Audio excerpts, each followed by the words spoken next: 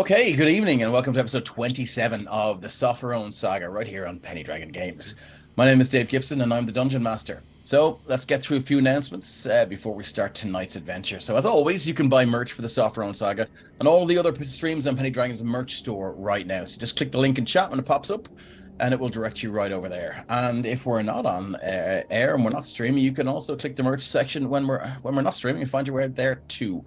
You can also catch the VODs for all episodes of the Sopherone Saga. They're available on the Penny Dragon YouTube, and you can find the other streams too. They're all sorted into playlists, so give us a like and a sub on YouTube and help us to grow that channel.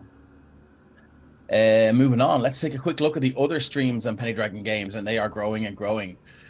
On Sunday evening, DM Carrick takes us to the Crimson Wood, an ancient place full of mysterious happenings. Watch what happens as a group of newly acquainted adventurers make their way to the town of Valen on its southern edge to investigate the mysterious disappearance in the area. Disappearances, even more terrifying. So you can catch the VOD for DM Craig's level 20 Force Grey one-shot on the Penny Dragon Twitch channel right now. Party arrived on an island infested with mind flayers and had a tough time taking care of them. This was so much fun to be a player, and Craig did a fantastic job. So please check it out when you can, just not right now. Big Punny Heroes return right after Carrick's one shot on Sunday at 6:30 p.m. Eastern for our new Dragons of Stormwreck Isle game, episode 4, Clifftop Observatory. For sure, this time they'll get into the observatory, promises DM Richard, but that will remain to be seen. Fellowship of the Fallen is back, people. Last week, the Fellowship ran north. Well, the week before last, the Fellowship ran north to confront a storm. Magnar's armor betrayed him and joined a trio of elemental animated suits of armor to beat on the party. They'll be back next Tuesday if the gods of Escom are good. Journeys to the Radiant Citadel returns on Thursday, and the party continue their exploration of their strange new home. What trouble will they get into in the night market? We'll find out on Thursday. The Churn Gang returns on December 2nd for the Heart of Mighty Zaratan. That's all we've got from Richard, so enigmatic as always. The Cloaks of Minehelm will be back in the new year. Having dispatched the rampaging demons and recovered the Shard of the Obsidian Seal, our heroes prepare for their next mission. And episode 7 of Rime of the Frostmaiden is up and available on the Penny Dragon Games YouTube channel, so go over there and have a look. And I mean, it's only 7 episodes in, so if you haven't even started with it, you're not going to have too much time before you're caught up. So check it out. Let's give a big thanks to our man in the Tech Bunker, Christian, who looks after all things Twitch streaming and, of course, keeping all those goblins out of chat. We couldn't do this without you, Christian, so thank you very much. Special thanks also go out to our Twitch mods for battling the trolls, sometimes find their way in to bother us. I'd like to thank, as always, Kate from It's a Map for creating all of the amazing maps you see right here in the Sopherone Saga. You can find Kate on Instagram, Twitter, and Facebook on @itsamap_IRE. So please give her a follow, and if you're looking for a battle map, her commissions are open at the moment, so check that out. All of the music you hear in the stream, including that spooky ambience there, is from Tabletop Audio. You can go over to their website and find out more about what they do, and if you're running your own Roll20 adventures, you should find them right there in the jukebox. All our friends in chat, you could influence the game directly from chat. So if you ever wanted to help out a player by offering them healing, or even giving the player or even the DM the benefit of a one-use bless spell, which I promise I will use, well, now you can do exactly that. So scroll down and check out the About page for all the details. And please remember to state in chat who you would like to receive your boon. Where am I? There we are. So with all that out of the way, let's meet our heroes. Tonight we're missing Stephen and Ryan. Just give me 1 second. Stephen can't start. Just him. Jaden, can we bless our own? I don't think we're allowed. Okay. Sorry. What's that? Oh, just there's a change to the bless, but for me, but I don't think we're allowed to bless ourselves, aren't we? No, you can't bless yourself. That's fair enough. You can keep that if you want. I'm sure Christian will remember that you have a spare bless and you can throw it out there. Okay, so yeah, we don't have Ryan and Stephen with us tonight, so let's start with our play. Let's start with Fona tonight. Fona, tell us about you and your character. Fona and I play Scales, who is a young, somewhat naive at times, dragonborn barbarian. He started off as a farmhand, and now he's trying this adventuring malark.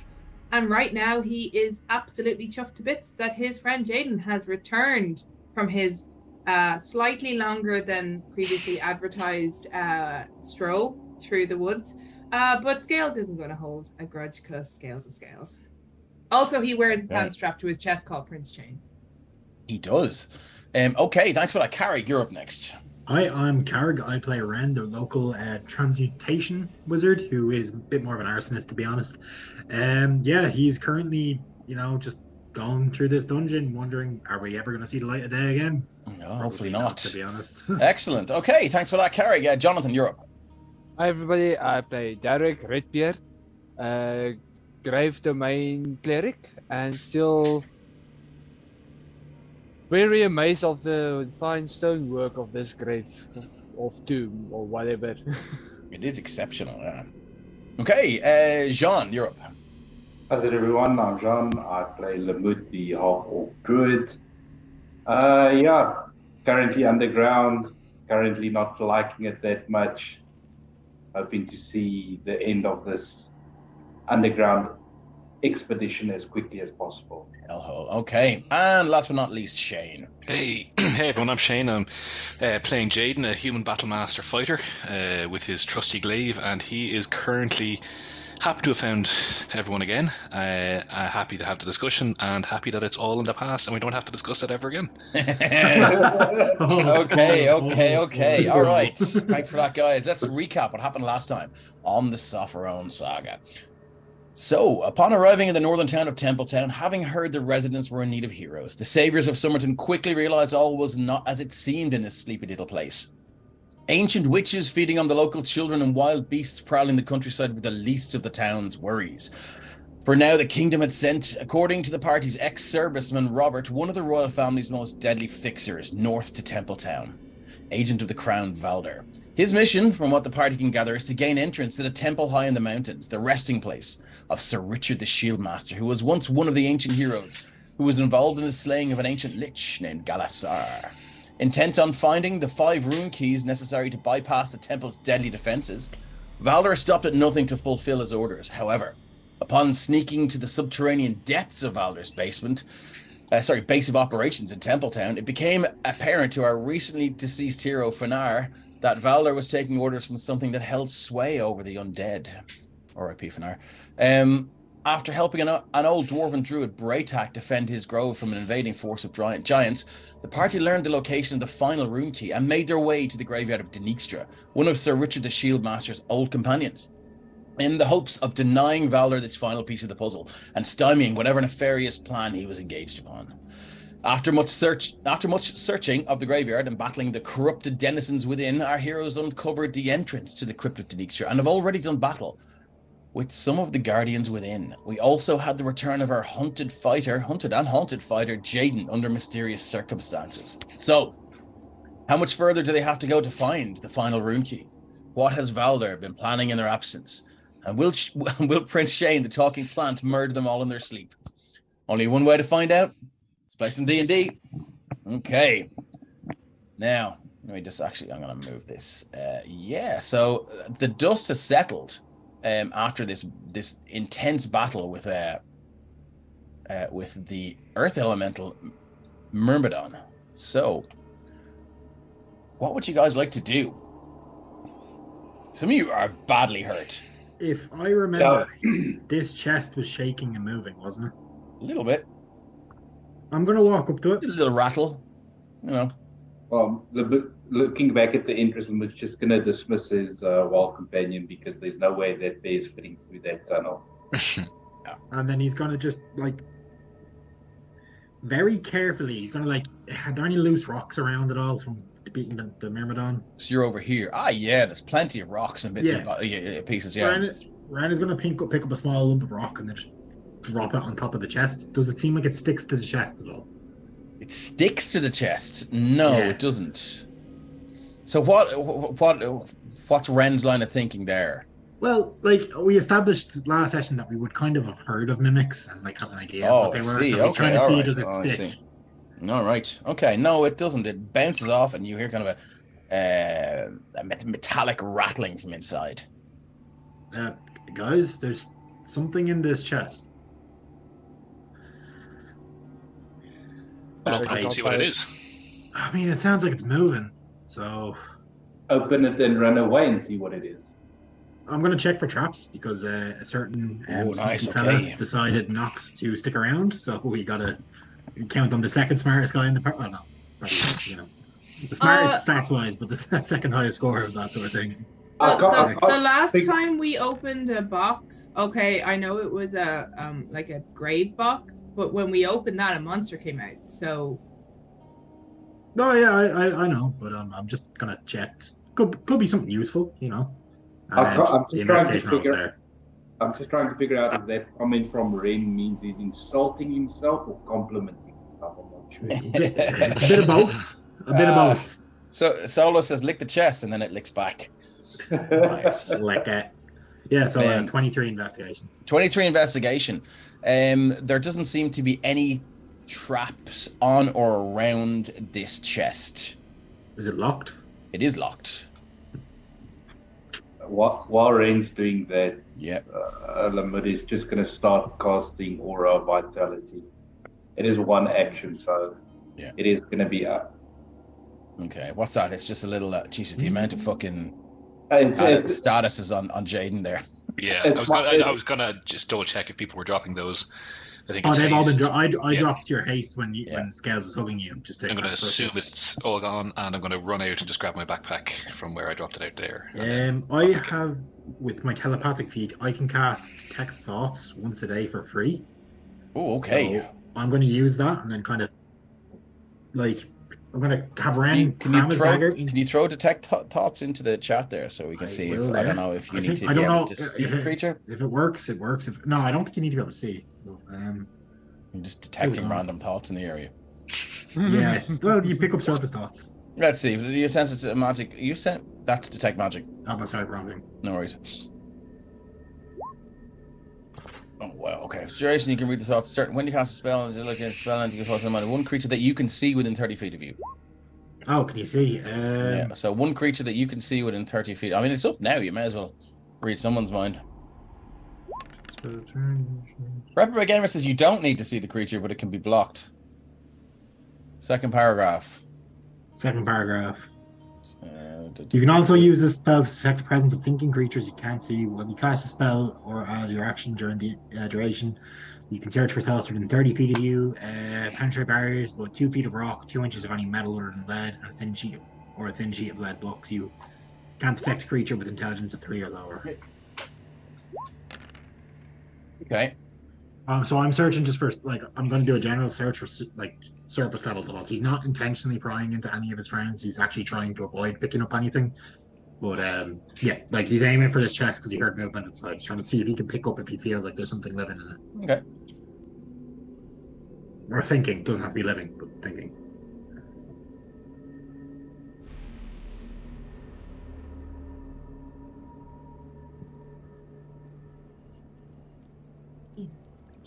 Research. Although knowing Scales, Ren probably picks up some surface thoughts of you do not. Right now, Scales is thinking about sitting in the chair. It kind of looks uncomfortable, but also kind of comfy. So he's like, Ren quickly shoots a look over at Scales as if don't do that, but then he realizes he shouldn't be he should know this, and he's like, no, never mind. And so he doesn't detect anything. Okay, that's all. Nope. Kind of always said that, but it's a once a day thing, so it doesn't matter, and I don't use it too often. I don't have thieves' tools, right? But I have an idea for how Ren can use a class feature. Is the lock on this thing metallic? Yeah. Cool. I am going to use where's my transmutation thing? Is it not on my sheet? It doesn't seem to be. I'm going to get it just from the thing. Transmutation. Class features, rules of transmutation. Sorry, give me 1 second here, Dave. All right. So, beginning my transmutation spell is half. Okay. Starting second level. I can temporarily alter the physical properties of one non-magical item, changing it from one substance into another by performing a special alchemical object composed entirely of wood, stone, iron, copper, or silver, transforming it into a different one of those materials. What I'm gonna do is I'm gonna focus, like if the lock is made of like iron or something like that, to try turn it into like wood. Okay, cool. So also thanks Solo for cheering 500 bits, 1d4 healing for each of the injured characters. Nice. Thank you. Thank you. So you are transmuting Lock. the metal lock into wood. Yeah, I'm trying to weaken the lock so I can have scales bash it open because no one's Oh, gonna pick okay, locks, yeah. I don't think. That will definitely at weaken this it, stage. yeah. It'll take about 5 minutes, I'd say. Okay, by now Scales has put his butt in that chair. Derek is just trying to stop this. Like, no. Dave, and if you don't mind, adding 16 HP to Mazellas. Okay. 17 to Erixium. From GM layer. Healing Aura. 17 to Erixium or 16? Aura. 17. 17, yes. 21. I don't know. Can Derek stop Scales sitting in that seat? Because like Scales is a hefty dude, and he's pretty determined that his butt's going in the chair. You know, I know. He likes Like, chairs. yeah. I don't think would Scales listen to Derek after. Oh, how he's long up we to did together, 42, probably so. not. He'd probably listen, but he's already in the process of sitting down. So, you know. I hope there's no spikes in the seat of the chair. Well, in that case, Thanks for that image. Poor Scales. Scales, move your token to the chair, please. Plus my torches, which I've collected on the way. Yep. Let me grab them too. I am in the chair. Okay, as you sit down, you feel the base of the chair go click, and it shifts down maybe 4 or 5 inches and clicks. I didn't think I was that heavy. Derek, you would have heard that as well. Gales is now kind of like low-key worried about standing up from the chair. He's like, Should be. Derek is just like shaking. He's just like, why? Because chairs are for sitting. Chair, monster. Is the chair comfy? When Scales wiggles a bit in it, like, is it a comfy chair or is it actually quite an uncomfortable chair? It's a heavy stone throne, so it's not very comfortable at all. Derek is just a guy that like tried to check if what the hell's going on there down below where this chair now clicked. Okay, so you can investigate it if you wish. Does it count as the stone cutting or not really? No, wait, no, that's Easter. Never mind, sorry. Okay. Scratch that. Investigation. Everything's fine. Okay, investigation. 16. 16. Yeah, you can see that there is on each of the handled, on the armrests where your hands would kind of hang over this side of them. There are 2 recesses. For 2 gems or gem kind of cut glass or cut, object shapes. You assume to be gems, and that they're currently empty. Okay. Let's see. Do I have?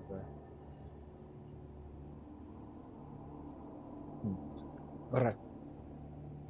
I just tell Scales to sit really still. Let's not move. Don't get off this chair. Okay. And Scales will stop his kind of like wiggling to find a better butt groove, and he'll just sit still. I don't think there is a butt groove in a stone chair, I'm not going to lie. Well, you sit there long enough, there will be. Okay. Do I hear like a clicking the whole time, like a timer? No.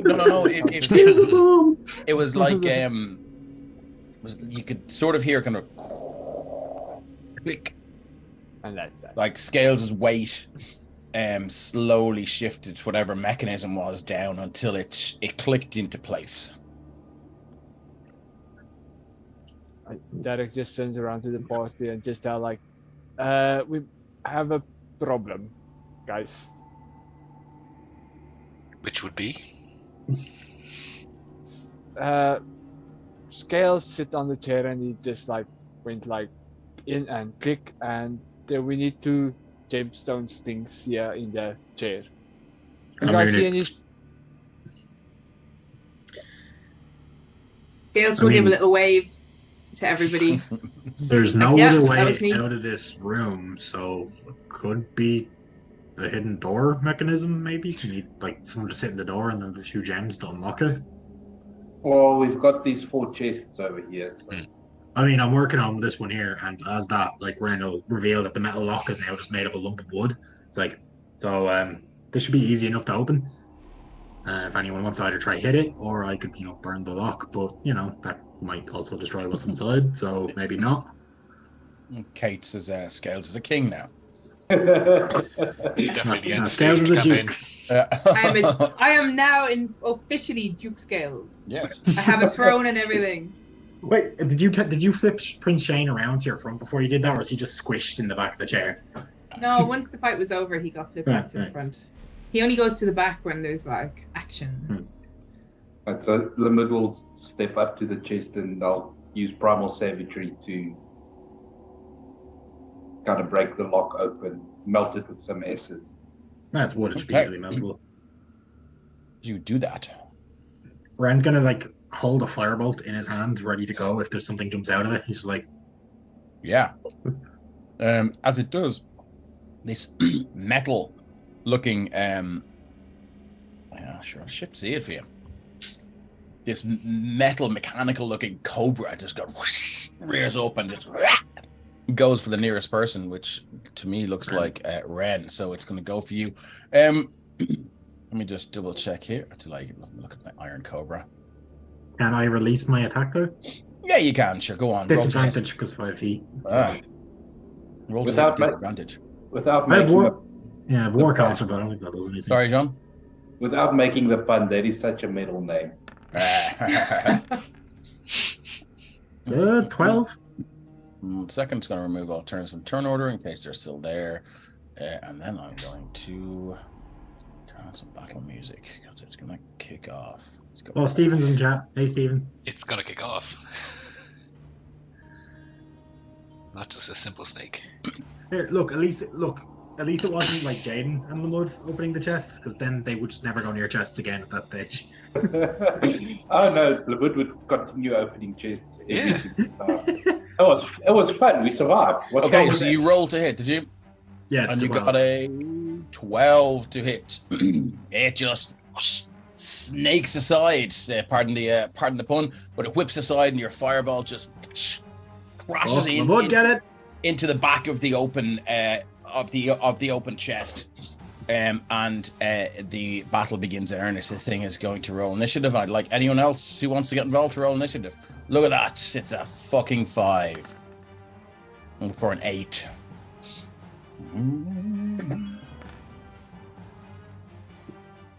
Just me and Lamud fighting the snake. I don't know.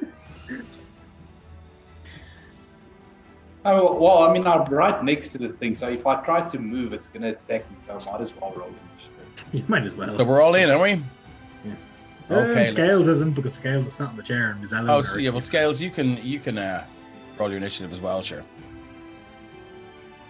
Just to have you in there if you want to do. I just so. have to try and not hit torch. Oh, yeah. There we go. Oh, Yeah, oh, yeah, well, okay, okay. effectively low considering he's stuck in the chair. Yeah. Yeah, on that roll actually, Dave, for that attack, you see it 12 and a 12 for 12 damage. Nice. Nice. All right. Jaden, what have you got? Egg. This thing is small enough now. Yeah. Let me just see. Yeah, it seems to be some sort of clockwork device. Yeah. And yeah, go for it. Cool. Yeah, he's gonna take one step to northeast. He's gonna lay the glaive down, whip around the light crossbow, and take a pot shot at it. Oh god, oh god. Right. Do not hit the other ear. Oh, wow. This would be 19. Sorry, I didn't. I have the backpack on currently, so. Yeah. Okay, that is it's AC is 13, 19. so that is a hit. for 2 points of piercing damage. Let's, Yeah. Let's see if it has any resistances. Okay. Is that a magical attack? It is not. It just rebounds harmlessly off it. Ding! Planks off the wall. Seems unfazed. Okay. And then he's going to crouch to put a hand on the glaive again for next round, and then not pick it up, but just be ready for next round. Yeah. And then he's going to scan the rest of the room, see if that's started anything. And the other chests are beginning to rattle. Yeah. Yep. Okay, Ren. Yeah, fuck it. No, wait, I can't because it's point blank. Shit, I don't have much for point blank. I'm gonna hit it with a mind sliver. So that's that, and that is you drive a disorienting spike of psychic energy into the mind of one creature you see within range. Target must succeed on a DC 15 intelligence save. Okay, and does it affect creatures with very low intelligence? Do they have? No, it doesn't specify. Doesn't do anything. No, it doesn't specify that. It does. Yeah. Okay. It does. All right then. So let me just double check. Okay, magic resistance. The Iron Cobra's advantage on saving throws against spells and other magical effects. So let's go. So it has a 3 intelligence though, so it's not going to do very well against this. Let's just see. Intelligence -4. Okay, here we go. 2d20 Exact minus opposite 4. run. That's a 10. Fails. Failed. So it takes what? 6 points of psychic damage and subtract 1d4 from the next saving throw I need to make before the end of my next turn. Okay, lovely. Yeah, so it seems to kind of scramble its inner kind of mechanism a little bit, and it kind of slows down and has a think about life and the universe, and then it comes back up, ready to go. Does it look like it did damage, or is it this thing looks fair? Yeah, I mean It it seems okay. Okay. You know, but you definitely did affect it. Anything else? Yeah, I'm gonna take a step back. Like, I know it's Okay. gonna be an opportunity attack, but Ren is like, nah, fuck it. Yeah, You can't do anything up close. he's definitely gonna have a go with you. Let's see what it's going to do. It's gonna go with its bite. That's a 23 to hit. Hits. Okay, 1d6 plus 3. Let me just go. I'll just roll d6. I'm not sure I can click bite. Duh. Okay, I need you to make an 8 piercing and DC 13 con save, please, or suffer 1 random effect. Let's get your DC 13 con save. Yep, I saw those. I was just reading those effects. I don't like them. Let's get you to roll first, and then we can read them afterwards. Oh wow, okay. So you may as well roll me a d6. 1 to 2, it's poison damage. 3 to 4, it's confusion, and 5 to 6, it's paralysis. You are paralyzed as you go to move away. This thing just like whip quick, and its fangs just sink into the meat of your forearm, and you feel it, and you can almost hear this metallic pumping sound as it just injects this hot burning liquid into your bloodstream, and it doesn't smell natural. It smells made, it smells concocted, and there's a greasy chemical smell to it, and you just feel it as it pumps through, pumps through your system. You just feel yourself seizing up, and it seems to take a very, very serious interest in you now that it knows you're paralyzed. Okay, Darak, you're up, my friend. That 3d8 wasn't that much good. Derek will first look at scales like gold or food. I'll go with food. Gold or food? Yeah. Food. He gives you a ration to keep you busy, that you can sit on the chairs, like just sit, and then and then as he does that, he casts toll the date on the snake. Okay, throw toll the dead into you did. Okay, so it needs to make a wisdom saving throw or take 1d8 necrotic damage. Let's see how it is with necrotic damage. Derek doesn't know that. Yeah, no, that's fine. All right, so wisdom saving throw. It's flat on these. So there's a d20. That's a 7. That's a fail. So So it has been damaged. So it's going to take the higher roll. 2d12. Wait. What level are you when you reach 5th level? Yeah, it's 2d8 or 2d12. It's 2d12. 2d12s. Okay, let's roll 2d12s. Yeah.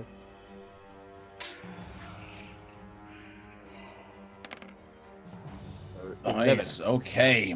Yeah. Everyone just hears this very, very deep and dolorous bong, and it just seems to rattle and shake this snake. As you know, small pieces of metal just seem to be kind of vibrated off it, and they just kind of drop it with a little clinkling sound into the chest. Anything else you would like to do? That's all Derek is doing. He's just Okay. focusing on his scales, just sitting still. All right, Lamont, you're up. Limit is going to growl at this thing because it is an abomination. Yeah. It is not supposed to exist, and he will go for primal savagery again. Ooh. So what is that?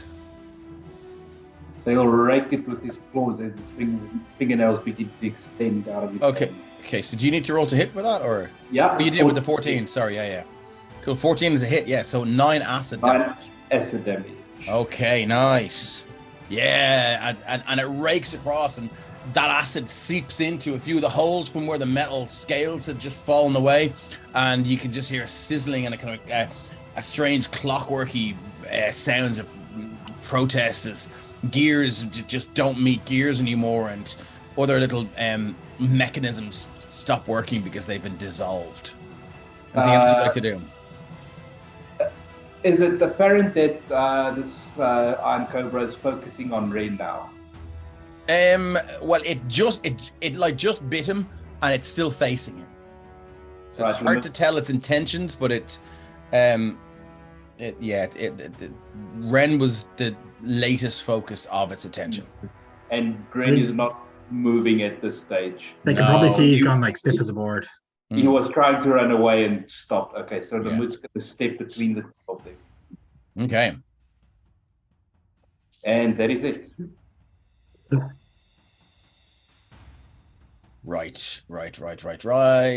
Is it going to continue? I mean, one could argue that it's with such a low intelligence, it's single-minded on the person that it bit. And then the other hand, you could argue that it's new target. I think we're just going to go new target. So here we go. It goes to bite you. What have we got? We have a 15 to hit. Is a miss. Okay, so you just bat it aside with your shield or whatever weapon you have. Bonk. It's going to move out now and move to, what is that? Oh, yeah. You can see it's going to move to here. Survey the room. Sorry, I'm on the Iron Cobra. Okay.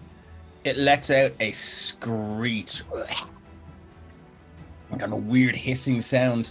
It sounds like very mechanical and very strange, but also maybe not as loud as it could have been, given that a lot of its internal gears and machinery have been damaged. But you see all of the other locks go tick, tick, tick, tick, tick, tick, on each chest.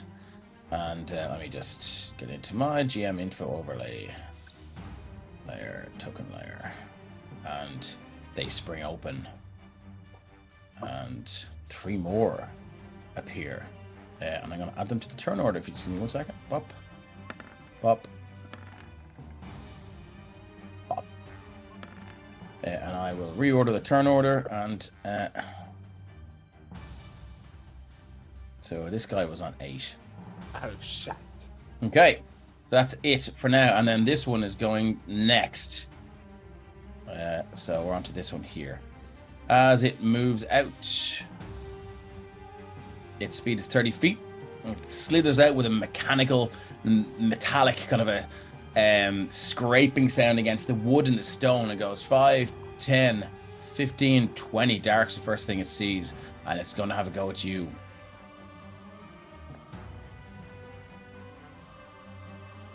Let's check. Your primal savage. Yeah, that was just acid damage, wasn't it? Yeah, it's just the acid. Oh yeah, God. So it's gonna go at you with a 24 to hit, my friend. That definitely hits. Yeah, that's 8 piercing damage, and I need a DC 13 con save Con save. against Okay. poison. If you have any dwarven abilities He against does. poison, I've had, then so use them now. I have advantage on poison if Yeah, I'm not mistaken. Okay. Yeah, dwarves do. You have Okay, so advantage roll on with you, advantage. DC 13. Sorry, It's John. why it's super hard to drink No a dwarf problem. under a table. and if you would take poison damage, you take half. Oh, it's a DC 13. You just make it again. This thing just. What's Dark's AC? 18. 18. So yeah, you're just heavily clad in armor, but this thing just seems to just slither up your leg and just and it finds that point between your thigh and your groin and just Oh no! thinks a bite in. And what the fuck? Oh, hold on there. We'll say sorry. Yeah. And it sinks its teeth in. But you manage to just reef it out just before it starts delivering that poison, and the poison shoots out and spills on the ground. Again, you hear that mechanical kind of pumping sound. Yeah, Derek would just like say, only a fool tries to poison a dwarf. A woman cooking could kill a ogre. Okay. It does not understand a word of that, and you take 8 points of piercing damage. Don't forget to mark that off your character. Sorry, Scales. From Scales' seated position, though, he is going to use the Sentinel Feat to take a swipe at it with Okay. his longsword of Pointy magicness. pinner. The Okay, pointy nice. pinner for a 17 to hit. 17 will do it, yeah, and that's 10 slashing. And your longsword from your seated position. It's quite a comfortable fight for you so far. Your seated position just swings across and just bites deep into this metal creature, and it reacts by kind of moving away from you slightly, and yeah, it doesn't seem to feel pain or anything like that, but it does register damage. Okay, anything else? That's your reaction. So now it's actually your turn, Scales.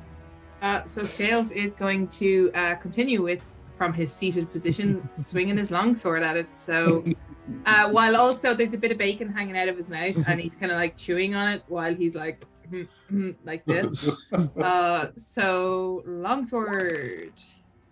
So what is what's saying? Sorry, Mr. Jawbreaker's in the chat saying something sexist. Did I say something wrong?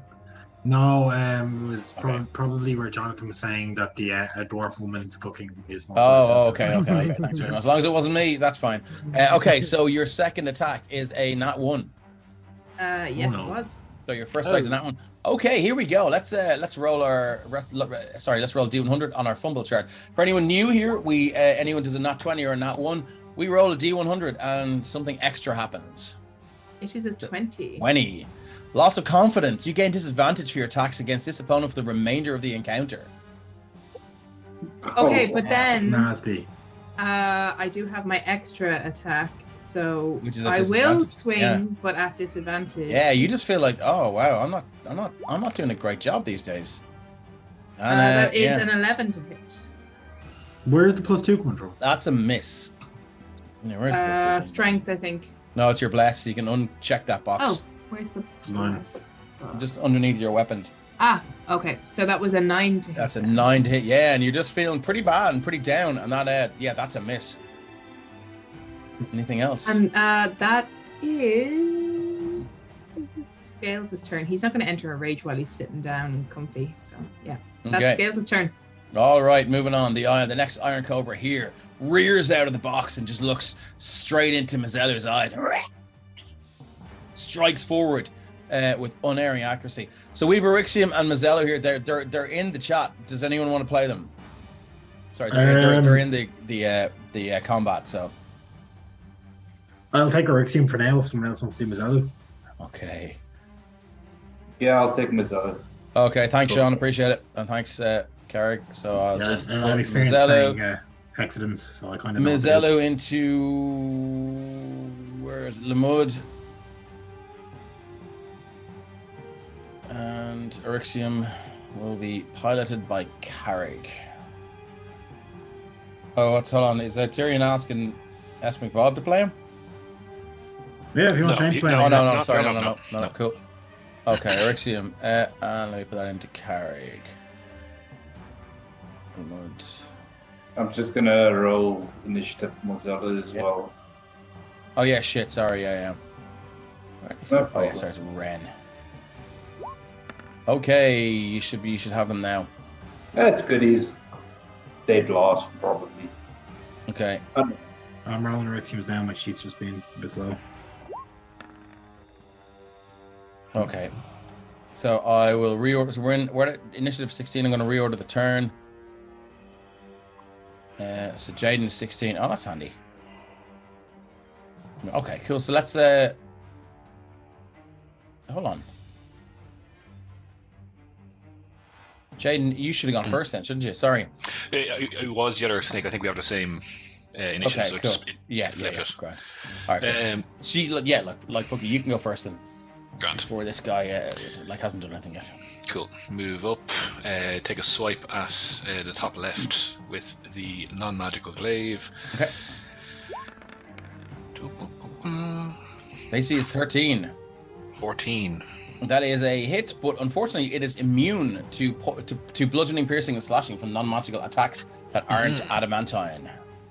So yes, you hit it, and it scrapes across with a horrific screech of metal on metal, worse than than nails on a chalkboard, but doesn't seem to do any damage. You look around, unsure of yourself. Take one step back. Looking in that direction. All right, moving on. This Iron Cobra is going to have a go at Mizelu. Here we go. It rears forward with its bite. That is a 23 to hit. 23 is a hit. For 7 points of piercing damage, and Mizelu needs to make a DC 13 con save, please.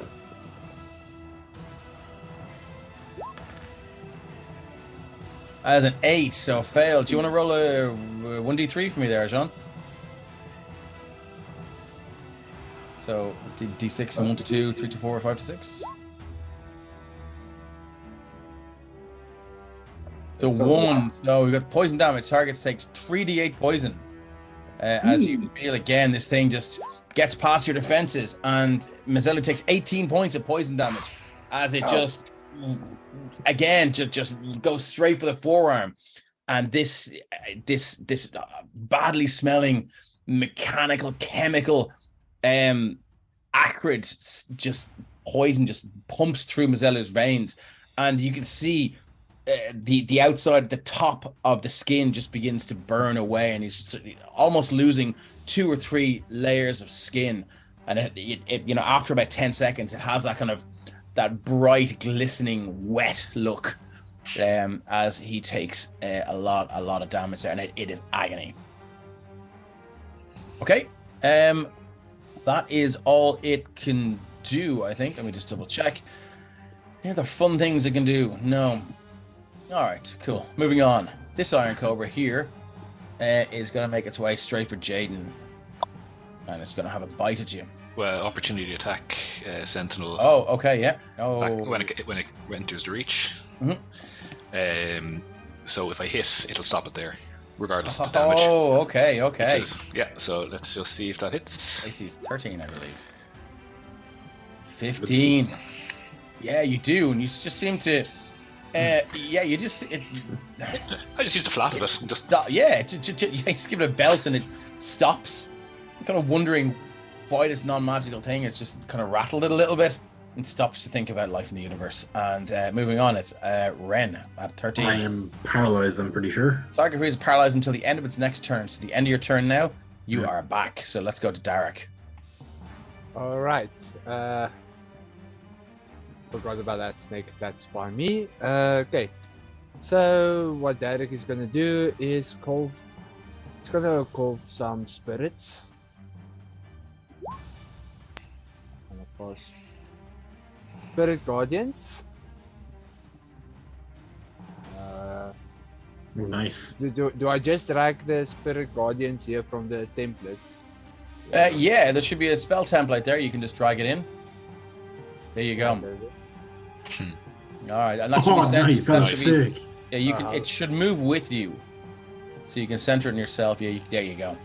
Did you get new spell templates? I just spend way too much money on Vulcan. Wow, they're pretty cool.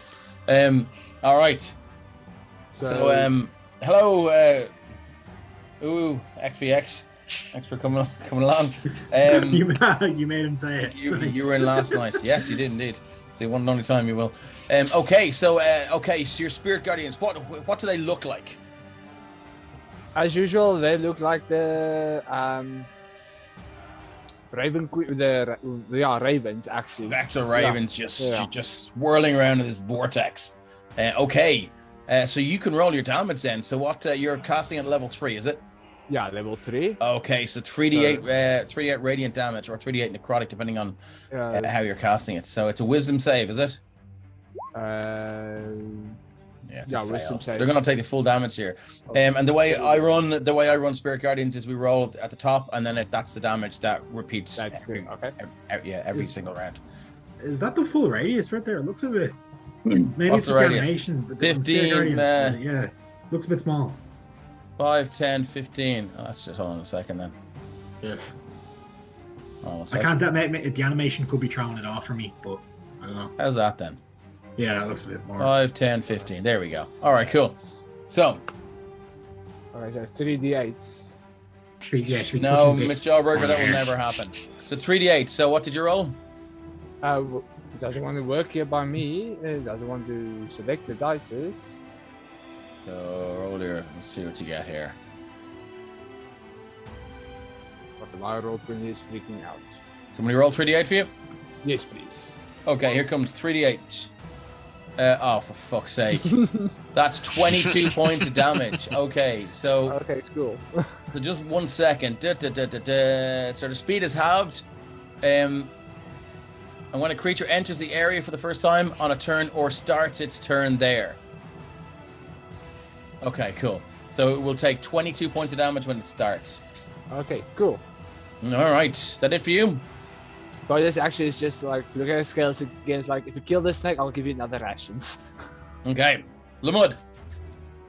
All right, so seeing as a couple of extra ones have decided to pop out of the woodwork as it has Lamud is going to flip up the bare hood of his cloak and say to himself, let's see what this can do, as he begins to wild shape, and you can see out of his skin is kind of like breaking these chitinous plates that begin to cover his body as he wild shapes.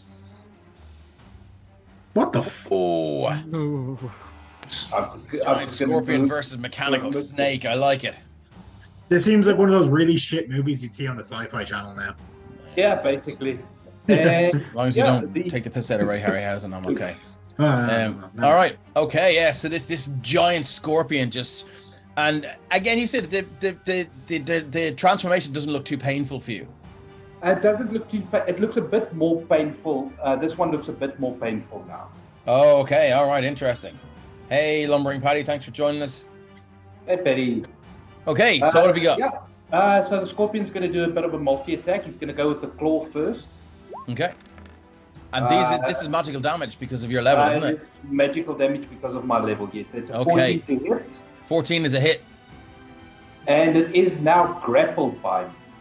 Okay, so that is, what did it do? 10 bludgeoning damage? 10 bludgeoning damage, yeah. And then I'm going to drag it. What's my speed? Let me just move the Spirit Guardians to the back. There we go. All right, so I'm going to go 5. 5 will get me there. 10, 15. I'm going to move to there, 20. And I'm dragging it with me. I'm going to do my other claw attack against the one next to Derek. Yep. That's a natural 20. Jesus. Nice. Okay. For 17 points of damage. It is 17. Also now grappled. What the fuck? Oh, that's amazing. Okay. So and then I've basically got one in each pincer now. Well, I keep moving you. There we go. We'll move them there. Yeah. Okay. And so now, yeah, go. Okay. Yeah. So you guys just see this rather painful-looking transformation. As these chitinous plates just form all over your druid friend, and he just folds down and extends, and his legs just seem to form into some sort of stinger or tail, and then suddenly there's this giant scorpion standing in front of you, scuttles over, picks up one, crushes it in a claw, and picks up the other one, and begins to crush it. There's this metallic thrashing as they thrash around. So that did what? It did 17 points of damage. 17 points of damage, and then for my final attack, I'm gonna hit the one that took the crit with my stinger. So just 1 second. So hold on before you do that. So your first attack was 10 bludgeoning damage. That's it. Second attack was 17 with the claw again, and that was against this one here, which I've done. Okay, cool. And then the third attack with your stinger now is 11 to hit. Misses, I think. I think misses. Yeah. Do you get advantage because they're grappled or no? Let's look up the grapple condition. Let's see. I'm not sure if it's that grappled or restrained. Conditions. Grappled. Just waiting for it to load on my side. Condition ends. A grapple creature's speed becomes 0 and can't benefit from any bonus to its speed. The condition also, if that's it, it's just speed 0. Yeah, so that's okay, cool. That's a miss. Okay, so the stinger just goes whoosh, and it's just thrashing around so much it is pure chaos, and you just miss it. So moving on, is that it for you? That is it. That was a hell of a round. Okay, so this one here starts its turn and takes 22 points of damage from the spectral ravens that are flying around, and they tear this thing to absolute shreds. Pieces of metal fly across the room, and it just begins to kind of gyrate and just slow down with these jerky movements. And then you have just this, it's like you could imagine a waiter holding a tea towel over his arm. That's what now is with the iron cobra is kind of looks like in the middle of your pincers, and it is dead. Well, dead. It's been deactivated, shall we say? Okay. And the other one's about to get the same treatment. This one here. Let me just make sure it's not Eryxium. Yes. Yep. So Dave, the other one was it was forced into the Spirit Guardian, so it won't take damage this round. I forced it into the Spirit Guardians by carrying. But isn't it when it starts its round though as well? No, Is it that one's turn now? Yeah, if it's its turn. Yeah, it's its turn. Yeah. Okay, cool. Yeah, sorry.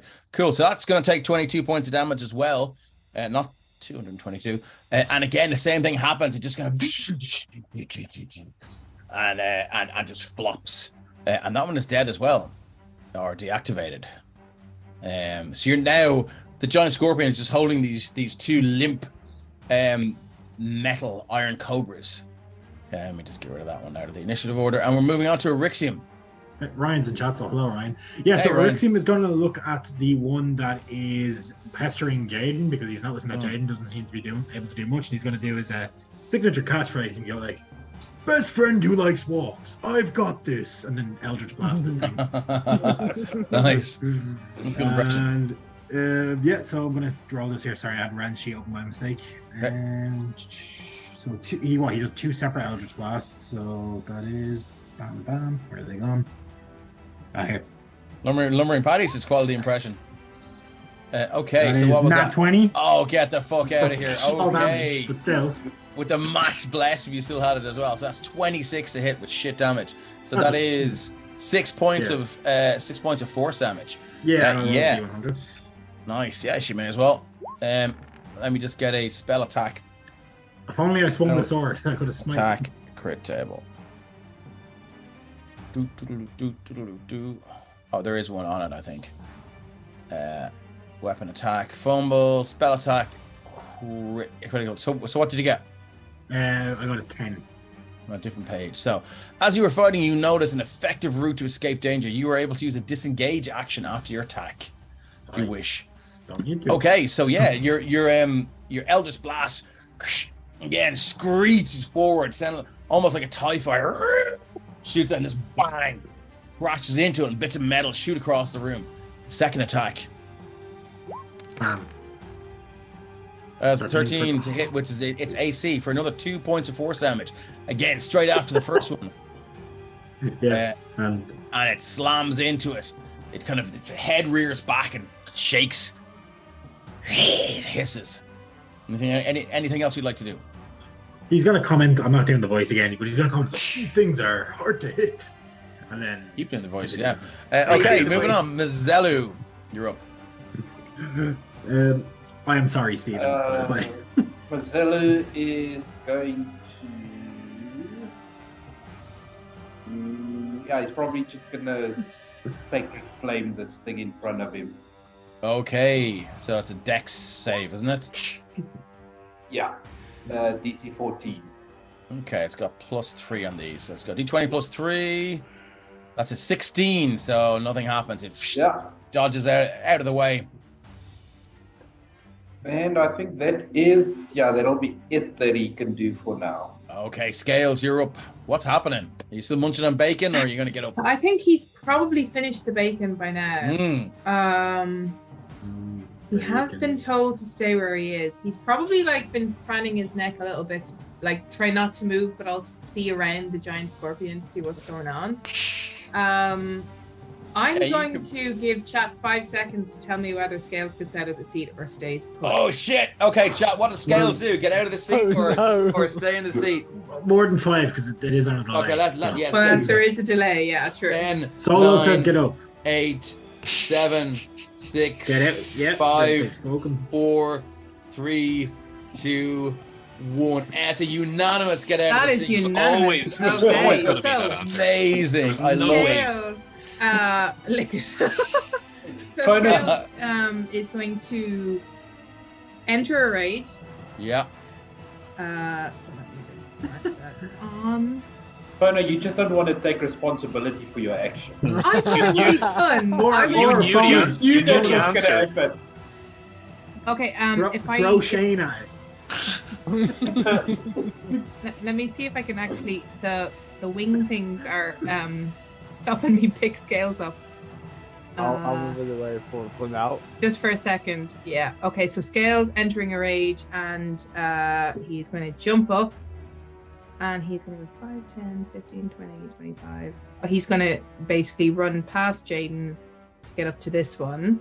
Okay, so don't move any further than there. So you can. Oh shit. Wait. Move your token back to there. Okay. Love you too, Ryan. Oh, the thingies are stopping me again. Can you move them back out of the way? Okay, hang on. I thought I had them on move to back. Anyway, yeah, cool. Okay, so we'll move you back there. Back to there. Okay. Scales, as you step out, you hear this click, very, very loud and obvious click as the seat resets itself, and then a massive fireball detonates right here. So let me just see where it is. It's going to be centered on the seat, which is, I do believe, is there. So I have Scales and Darak. Is there anyone else in there? No. Well, I'm in there. Oh, sorry, the scorpion. Yes. Okay, I need everyone to make a DC 14 dexterity saving throw to take half damage from this. And the damage is... roll. 10d6. Oh! 31 points of fire damage if you fail it, as this massive explosion rocks the room. Boom! What was the DC again? 14. 14. Okay, so even a bless isn't going to save me. Okay, never mind. Okay. 11. If you were blessed, Derek, you might get this. I'm going to use my blaze. Okay, roll a d4. Nope, I'm not making it. Okay, yeah, two of you. Derek's like, Scales, no! Boom! And you just feel this rush of heat follow the concussive blast that just throws the iron scorpions across the room, scattering against the wall, clattering down onto the floor. And anyone who fails it takes 31 points of fire damage. Who's making constitution? Oh yeah, that's it. Yeah, my spirit guardians. Yeah, thank you for that.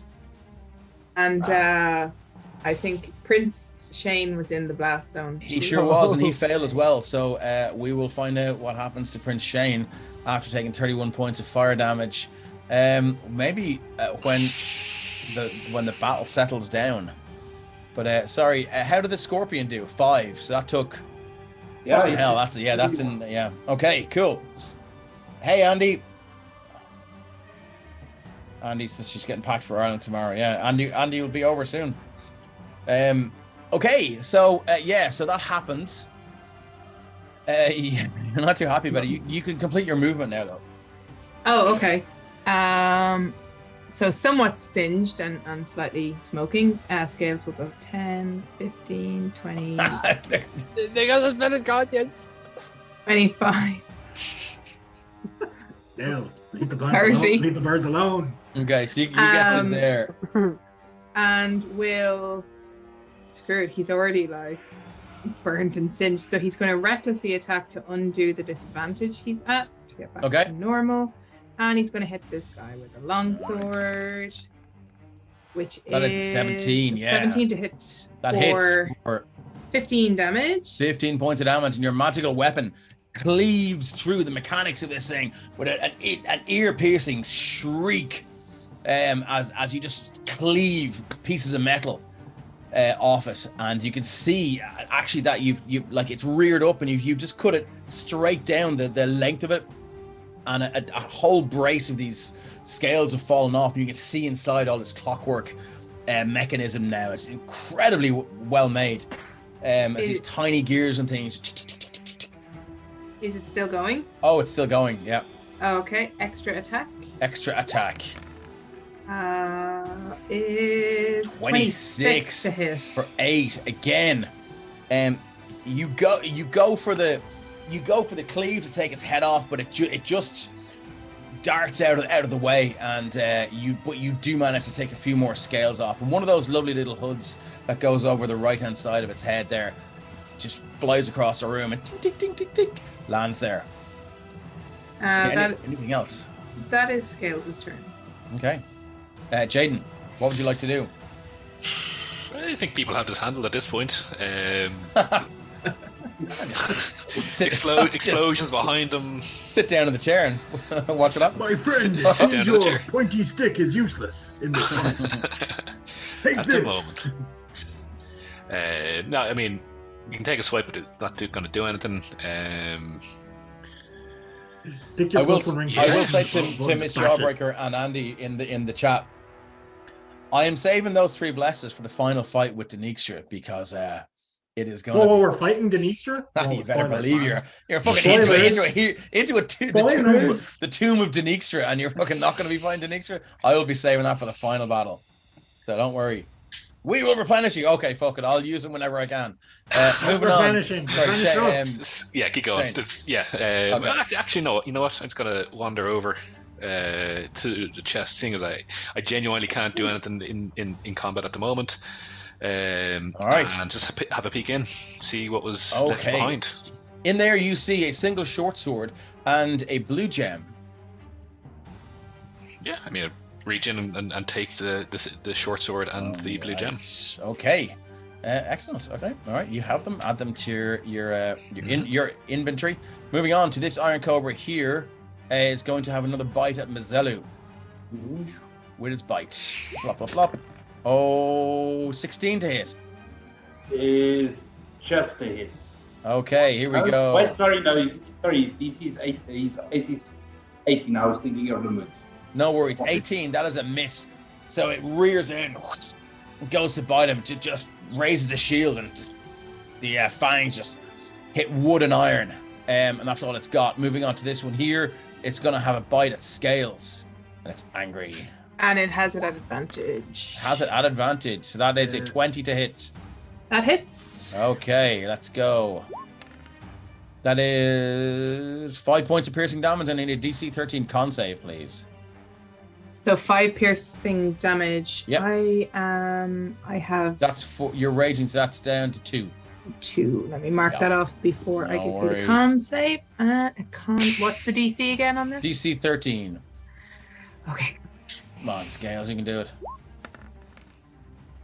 What? Yeah. That's a 24. Yeah, the fangs just rip into your shoulder, and you can feel that pulsing, that familiar pulsing. But whatever damage you've done to it, the liquid doesn't seem to be pumping through its fangs right now. Maybe the next time, but you got lucky this time. Anything else for the Iron Cobra? I will say no. That's Ren. What you're back? You sort of feel your limbs begin to warm up, and the pins and needles just going to work away from your arms and legs. What would you like to do? Okay, so question for you, Dave. Yeah. I added that cantrip we discussed to my sheet while I was paralyzed. Yeah. Now, question on how you would rule it, because me and John weren't sure when we were kind of drafting the spell. Yeah. Would you class that as magical piercing, slashing, and bludgeoning damage, or no? No, I It's a would magical not. Not on a cantrip. Okay.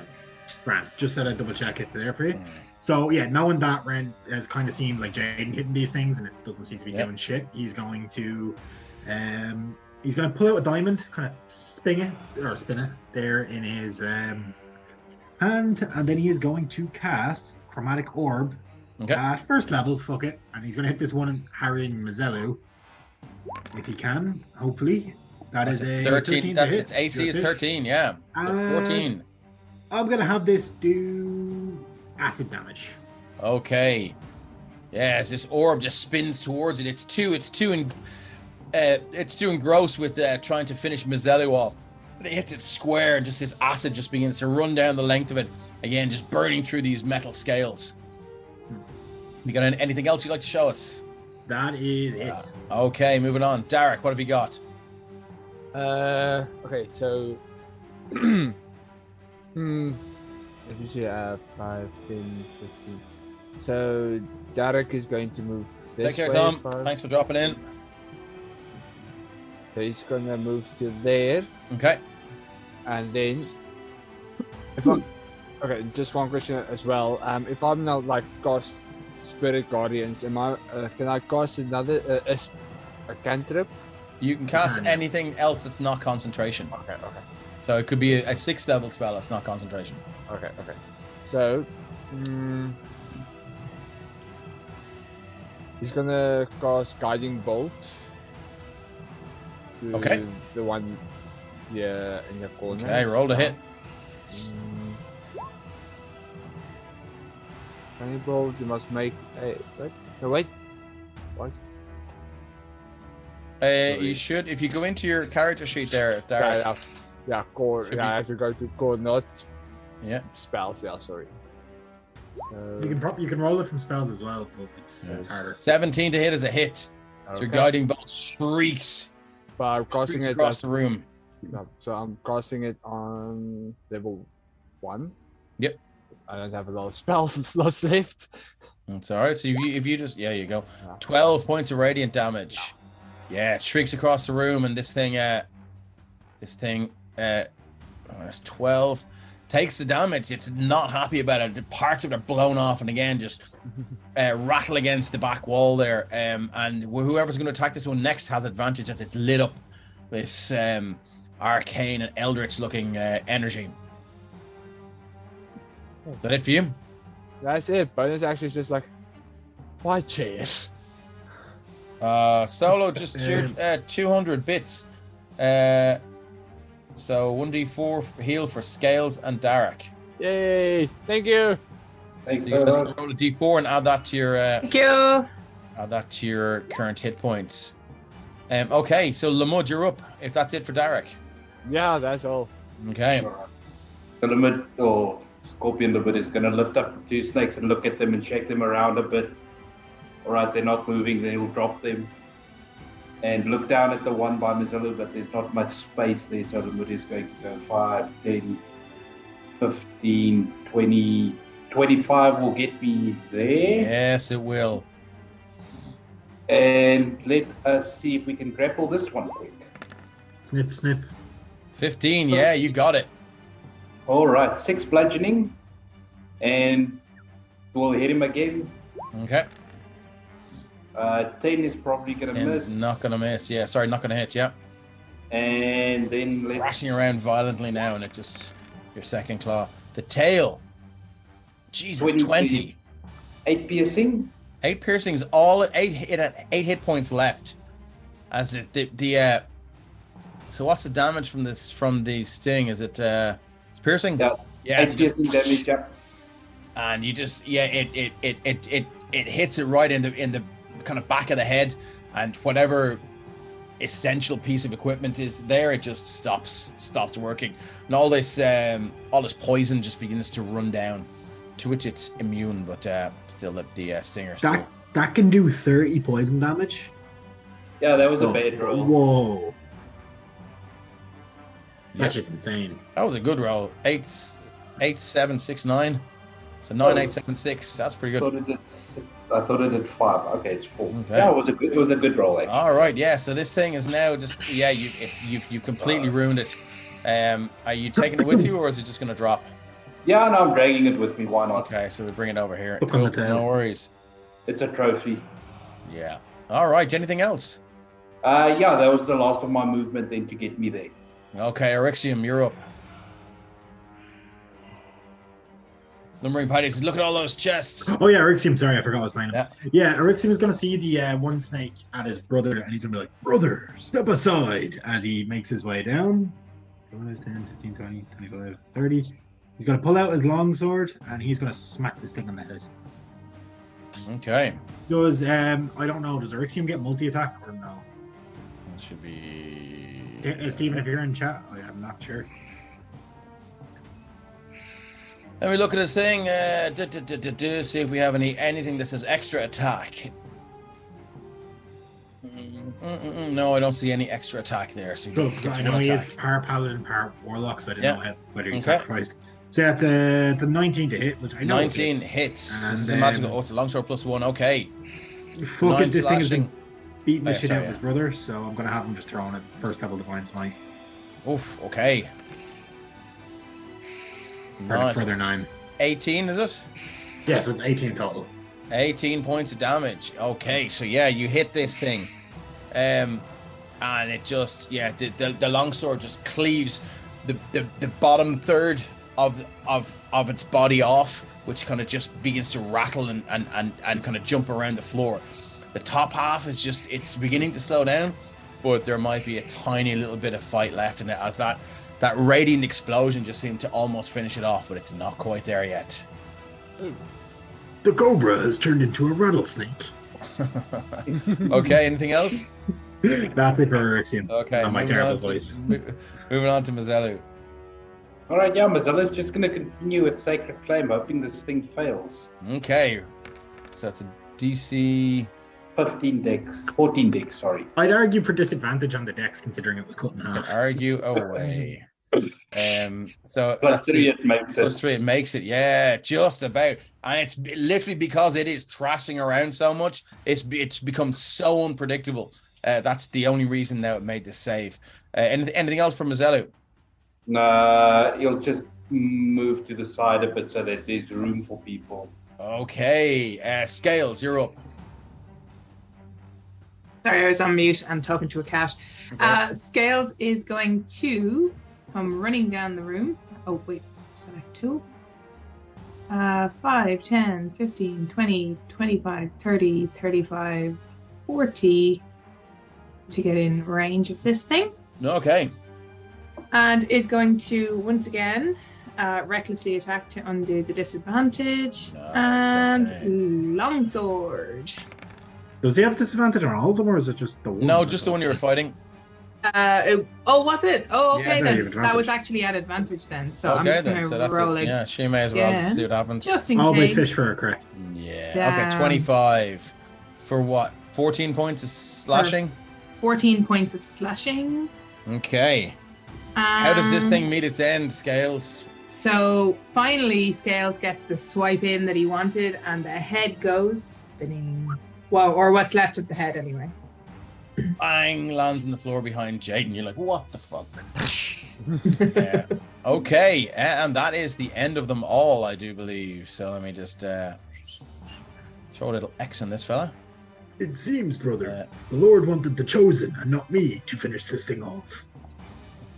Nice. Okay, it's that gone, and let's get the old favorite Mummy's Tomb back. Okay, so I'm going to delete the. No, I'll just move them over here for a while.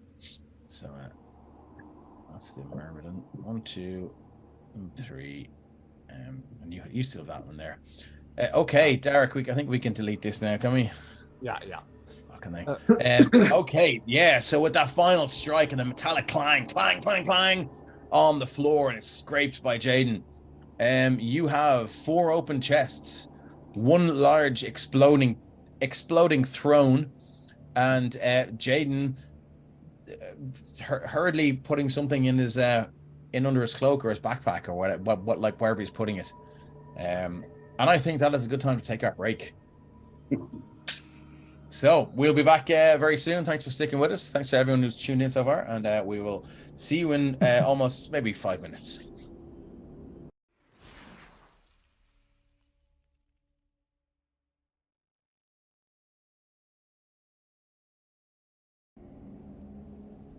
All right, welcome back to episode 27 of the Sopherone Saga, Pillars in Pain. That's the name of this episode.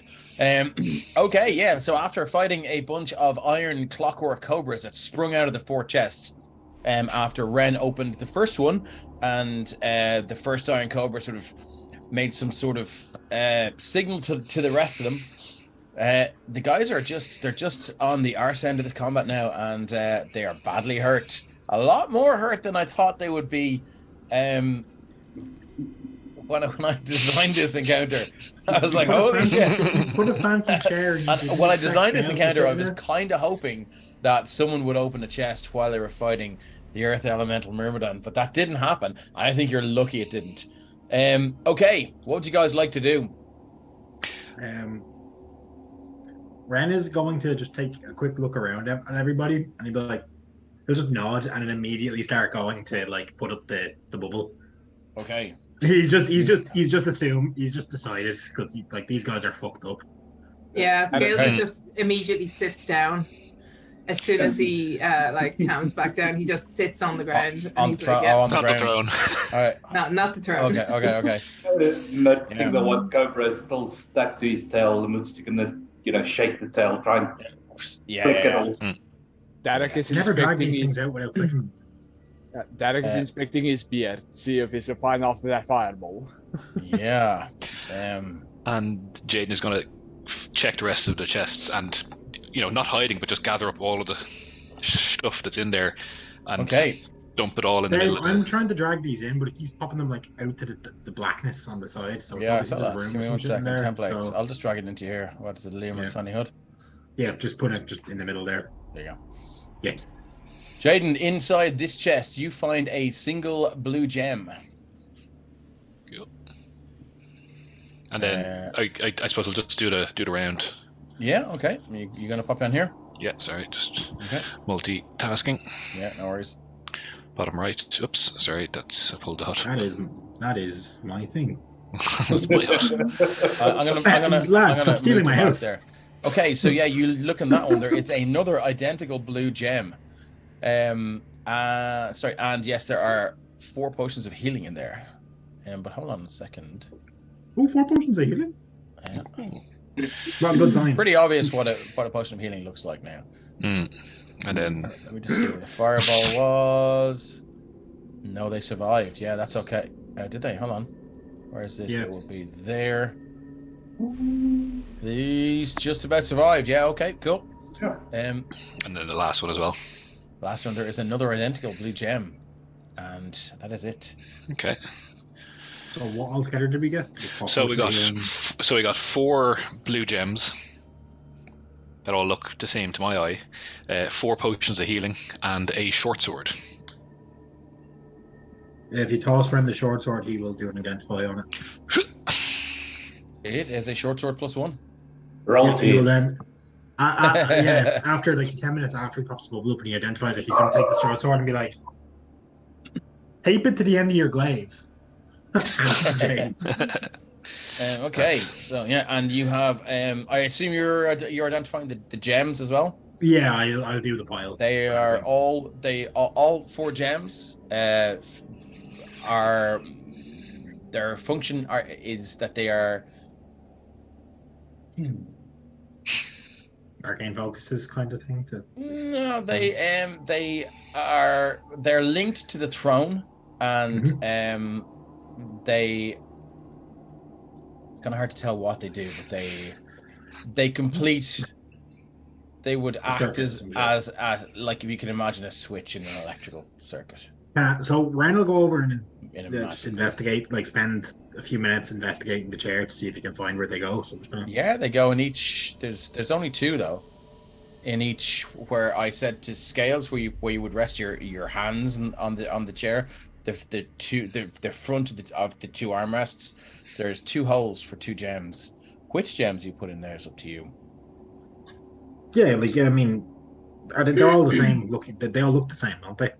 They all look identical. They're all blue.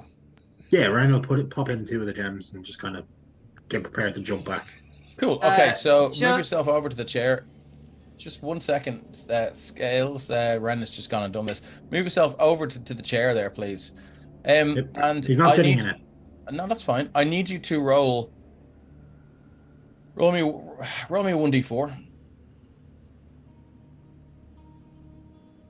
At least this way, only I get fireballed. Oh, that didn't work.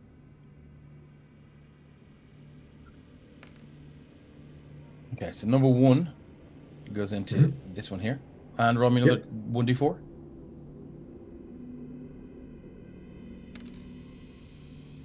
You can I'll roll roll that again, I assume.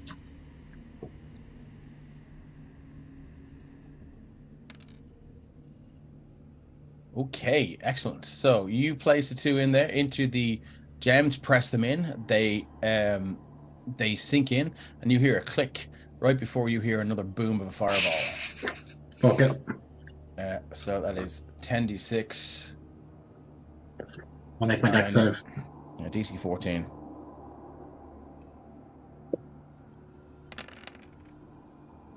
It's 34 points of damage. What was your deck save? I haven't rolled it yet. My Okay. sheet is loading. Cool. 34 points of damage as there is a That's massive exactly how much explosion. hit points I have. So if I don't make this, oops. DC 14. That is a 16. Yeah, you roll out of the way and you take 17 points of fire damage as there's another boom. I can't seem to click my token because the fireball's in the way. There you go. As quickly as That's it not arrived, good, it is dissipated. Again, the room rocks with the explosion. Bits of metal snake just are cast across the room, and Ren's eyebrows are not in a great state at this stage. I fucking hate this place. That is What just to do? laughing at the background. And you just see number 1 gem pop out of the right armrest, and number 2 gem pops out of the left armrest, and they land on the floor. So while Ren was examining everything Yeah. and deciding to push gems into the throne, Scales had been examining Prince Shane There to is see how he nothing looked. left of Prince Shane. Oh. There's just a pot. So when the explosion goes off behind Scales, 'cause Scales is quite like worn down at this stage. Yeah. So he's sitting on the ground. He looks over at the explosion Yeah. and he goes, huh. And then he looks back and he's talking to the pot now. He's like, Yeah. Shane? There's still earth in there. Prince Shane? No answer. Miss Jawbreaker's like, Dave? Miss Jawbreaker, a TPK is a TPK. Prince Shane is part of the party. Why did you only kill the only one I did not want you to kill? Total plan to Total kill, plan exactly. Scales looks legitimately heartbroken. Yeah. I'm just gonna say. Okay, are you keeping the pot or are you gonna I think there might be like it might take a few minutes to like land on his psyche, but he's crying into that pot at this Yeah. stage, I'd say. Yeah. Okay. Pearl Scales is an emotional wreck. Noticing that Lamud is going to, he didn't want to, but he is going to drop wild shape. Yeah. And he is going to walk up to Scales and place his hand on Scales' shoulder and say, in the morning we can try to fix this. And through very like he's crying, and his eyes are doing that anime full of water thing as he looks up at you and he's like, do you think we can? I honestly don't know, but I'm going to try. 26 viewers, guys. Yeah. Thanks everyone for sticking with us. Just in time to watch a plant You guys are the best chat out there, and we appreciate you. Okay. Scales will just nod, and then he's going to go back to contemplating the pot. Okay, Steven's in chat, and he says, I had such plans for that plant. Yeah. Stephen, if you type what Erixium says in this situation, I will do my best impression.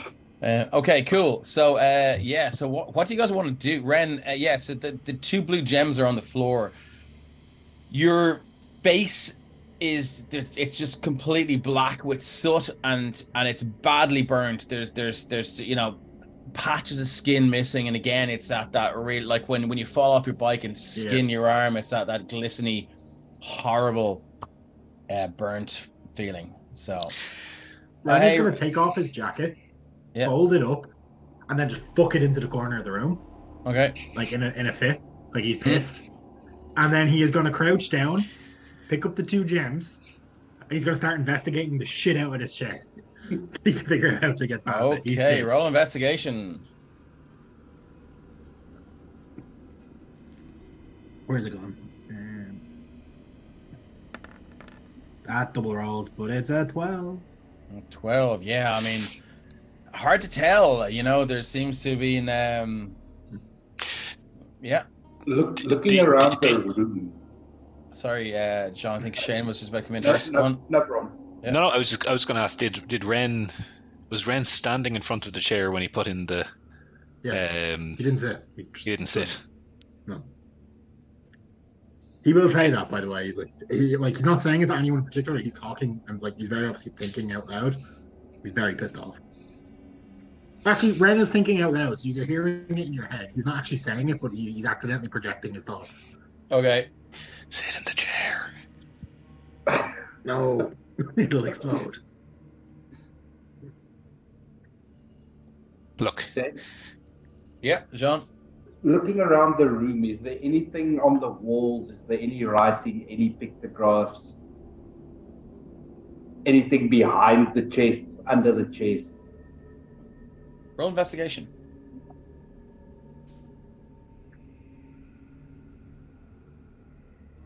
I am great at these. 4. 4. Does anyone else want to help him? I mean, if Ren sees him searching the rest of the thing, he'll probably also help. Yeah, I will allow an investigation check for the rest of the room if you wish.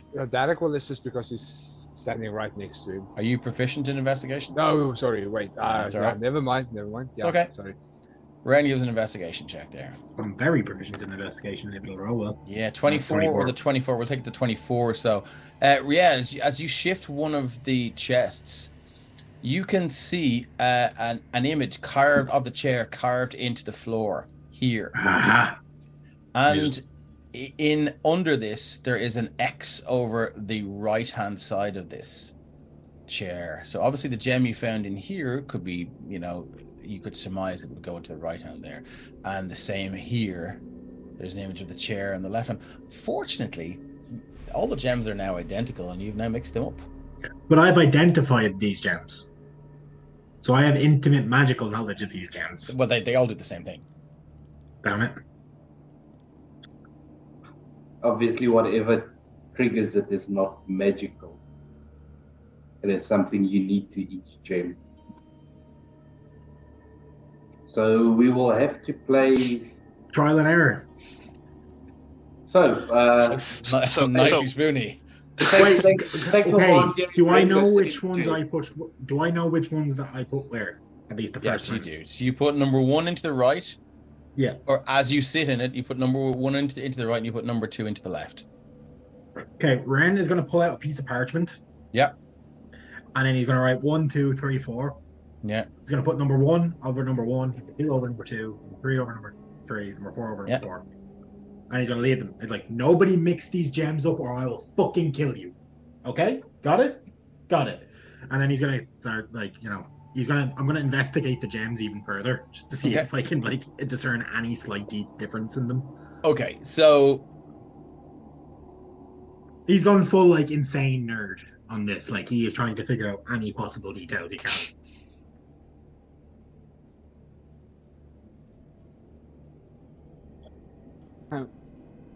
Urexium starts juggling the gems. Ooh. Fireball. Okay, so I'll tell you what. Make an Arcana? investigation check with advantage because you have cast identify on these things. Same roll either way, Arcana or investigation, and he has a 14. 14 is good enough. Hmm. There are microscopic differences in the cuts. Anyway, I previously got a high investigation score on the chair the first time. Mhm. I think. Can I try and match up the? You can reinvestigate the chair now that you Yeah. feel that there are very, very slight differences.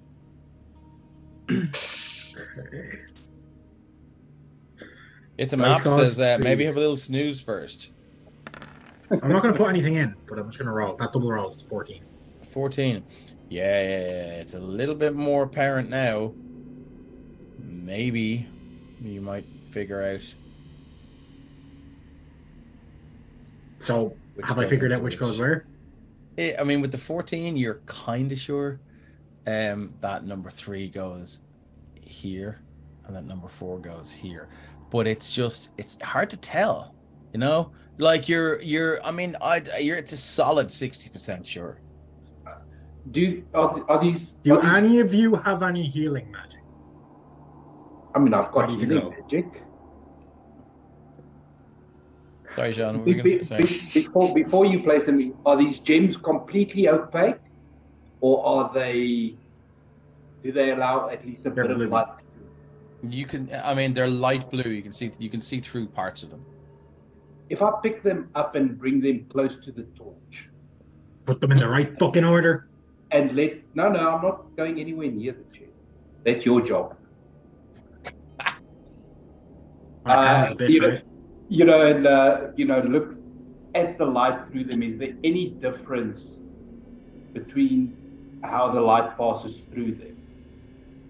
Yeah, I would say make an investigation check, or if you want to use perception, I will allow you to hold them further away and examine them. I would love to use perception. Can Yeah, for Dara sure. give you guidance? You can, Yeah. yeah. Blessing of the Raven Queen upon you. Yeah. So what? It's a D4. Mm-hmm. So let's do perception and a D4, just because. Yeah, you confirm. 3. You can confirm what Ren has surmised, that they are the cuts are microscopically different, or well, maybe not microscopically, but they are kind of minutely different. And it would you would not notice unless you spent a lot of time with them. So is there like 2 of the 4 that are a lot similar, like they might be a pair? No, there's nothing. They all have a slight unique difference. Okay. There goes that theory. Yeah, very, very, very very small. But their use and their the sort of reason for their existence is still the same. So your identifier would still say that they are keys. Okay, so Ren is gonna say to everyone, like, just stand out of range. As we all cuddle in the corner. Yeah, the dome actually isn't up yet. This is say before we put up the dome, because the dome will actually Okay. disappear as soon as Ren leaves it. Yeah. So he's gonna take the 2 that he got off the mud that he knows. He's 60% sure. He is then Yeah, going it's to. good, solid 59, maybe. Yeah. He's gonna look at Lamud and the healers and be like, "Get ready," and then he's gonna sit down into the chair, take the 2. Okay, so first off, as soon as you sit down into the chair, you hear the click, and you feel it drop a little bit. He's gonna put the 2 into the. And I'm just going to say when the click happens, Scales looks around and you actually do hear like a little snorty laugh. Click happens. And Okay. he's gonna put the 2 into the 2 holes that he is 60% sure they go into. Yeah. Okay. So which is which? You didn't really tell me which is I which. did. but, Yes. I said number 3 into here, number 4 into here. But anyway. Oh, right. 3 into here, Yeah. 4 into. Sorry, Yeah, I missed that. That's all right. Yeah. 3 into here, 4 into here. And then Okay. he's going to sit there for a moment and brace himself. All right. So yeah, they he's pushing fit down on in him, nicely ready with to throw himself a off the lovely chair. kind of very satisfying scrape of diamond against stone. Well, and you're sitting there now, and they're in place. A fireball hasn't detonated yet. Okay. This is like Lethal Weapon in the bath. Are you getting ready to jump? That clicking noise. Can you guys check if any more slots open? Slots in the what? The chair. Derek is not coming close to that chair. I feel like Ren's slot is about to open. Oh, no. I can't. Look, I don't want to risk standing up. Because That's what is completely closed right now. I can guarantee. Lumbering Paddy says, more slots, greed will be your fireball. I mean, yeah, It looks good from here. Keep like a 15 feet berth of the chair. It just look. Okay, so you're just. I mean, you certainly didn't hear anything, Ren. And from where you are, Lamont, if you're looking over there, you can make a perception check. Yes, I mean, Lamont would have probably walked to, let's say, around there. Okay. This side of the chair. You don't see any. I'm gonna roll a perception check, but I mean, it's,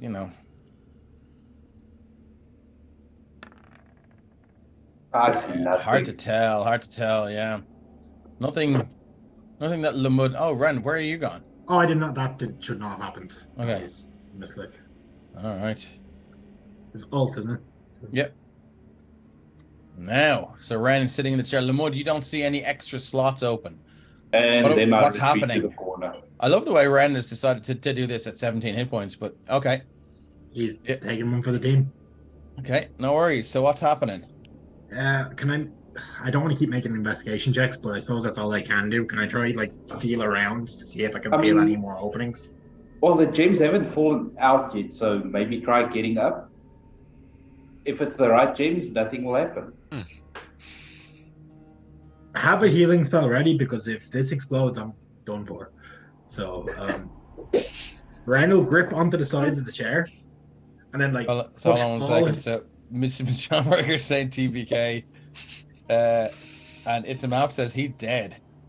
Oh no, so I think she's talking about Shane. Okay, cool. And Lumbering Paddy says, imagine turns out the throne is just really a fancy commode. All right, sorry, Ren. I do like to include chat when I can. No, you can. So he's what are going we to doing? grip onto the sides of the chair, kind of as if pushing his weight down on it. Okay. Not that much. There's that much of it. And then he is going to throw himself forward out of the chair. Okay, which way? Straight ahead? Straight ahead. Okay.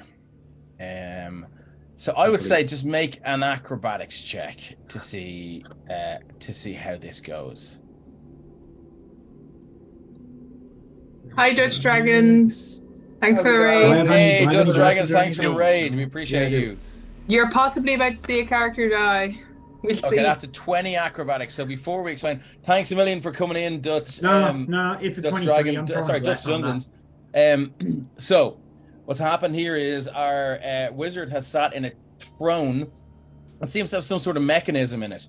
And when he got up, there was a very large explosion. Well, sorry, our dragonborn barbarian there. There's a large fireball. So they're trying to work out how can we put the gems that we found into this throne with gem holes in it in the right order. So our wizard on 17 hit points just sat down and said, fuck it, I'll try and figure it out. So here we go. So you've put gems number 3 and 4 into the right and left holes on the throne, and you just rolled a 23 on acrobatics. Yep. Okay, so I would say you can use pretty much your full movement to throw yourself away. Tell me where you land. 30 feet. So I'm going to just go. I'm going to basically roll straight, nearly straight into the wall. Okay, Right. grand. So yeah, you just Stop looking around. your full weight, throw yourself, and you just land about 25 feet away and just tuck and roll. And as you land there, you hear this tick, tick, tick, tick, tick, tick, tick, tick, tick, tick, tick, tick, tick, lunk. As this wall here shifts back and the whole throne moves to the side. Let me go to my dynamic lighting there, and you see a large passageway behind the throne, and you feel this gust of air and wind blow out, carrying with it dust that has remained in that passage for centuries. You didn't blow up again. Good job. No, suddenly this room seems slightly less safer to take a rest in than it did before you opened the passageway. But hey. What would you like to do? Just lets out the biggest sigh of relief and then just collapses onto his ass because he'd sat up immediately ready to like brace himself for a fire. Ren is very badly burned, just fairly wrecked. So what's the plan, gang? Are we going to stay here in this suddenly less safe room, or are you going to move away, or what are we going to do? Just going to climb into your tiny hut and have a cry? Yep. Okay, lovely stuff. The tiny hut will protect us.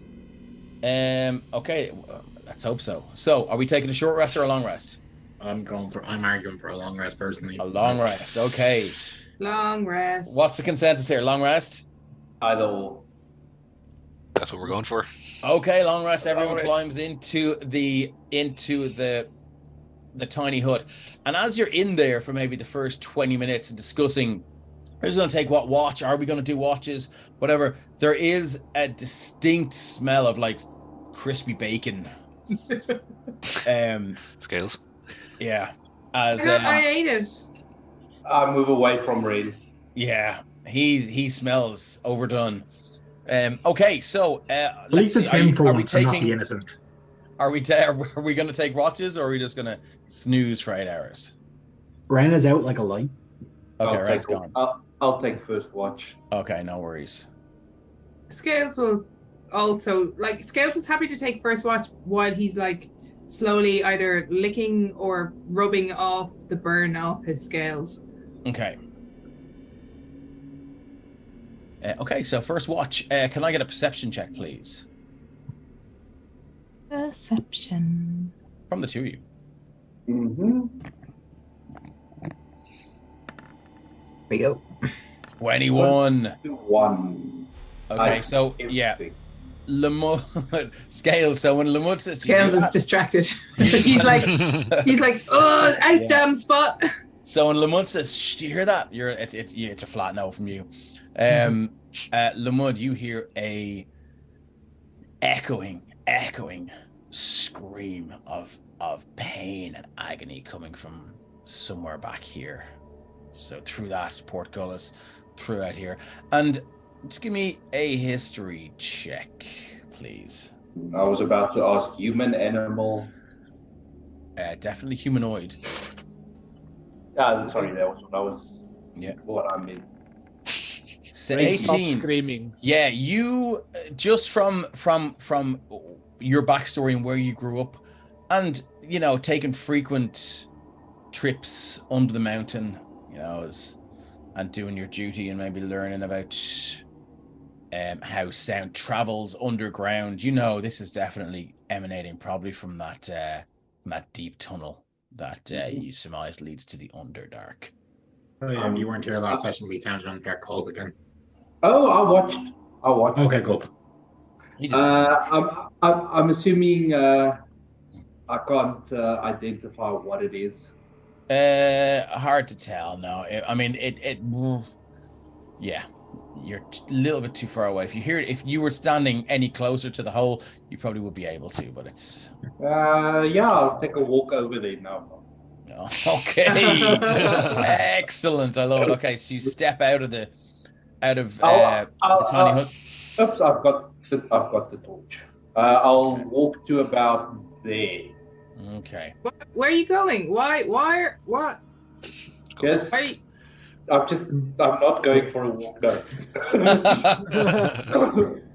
You can see out the down by the way, Scales. You can see where he is. Scales is watching every single step you take. Yeah. Yeah. So if Scales did ask that, I'm just going to tell Scales, I just heard something. I just want to make sure that it's safe. Okay. Exactly So what yeah, Jaden said. you don't hear it again, but you do hear, the very, very, because your ears are sort of attuned to it. You do hear that very, very faint. The shred of a reverberation, just the last sort of bounces as the sound fades away.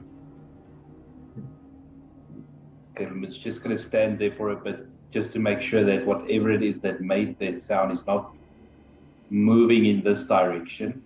And if he doesn't hear anything further, there was an anguish to it that led you to believe that it was definitely, something was causing it to make that sound, more so than it was, it was a sound of hunger, or it was a sound of excitement that something had found potential prey.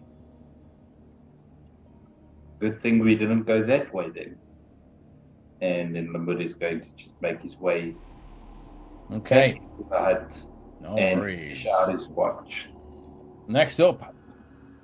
Who's taking the next watch? Yeah, I'll take the watch. Before the watch changes, though, once Lamud has stopped being a fool who left the hut of safety zone, and they've settled back down, Scales does want to ask Lamud a question. He wants to know, is it better to have a tail or not to have a tail? Because sometimes you have a tail, and sometimes you don't have a tail. Do you prefer having a tail or not having a tail? I mean, there's nothing wrong with having a tail.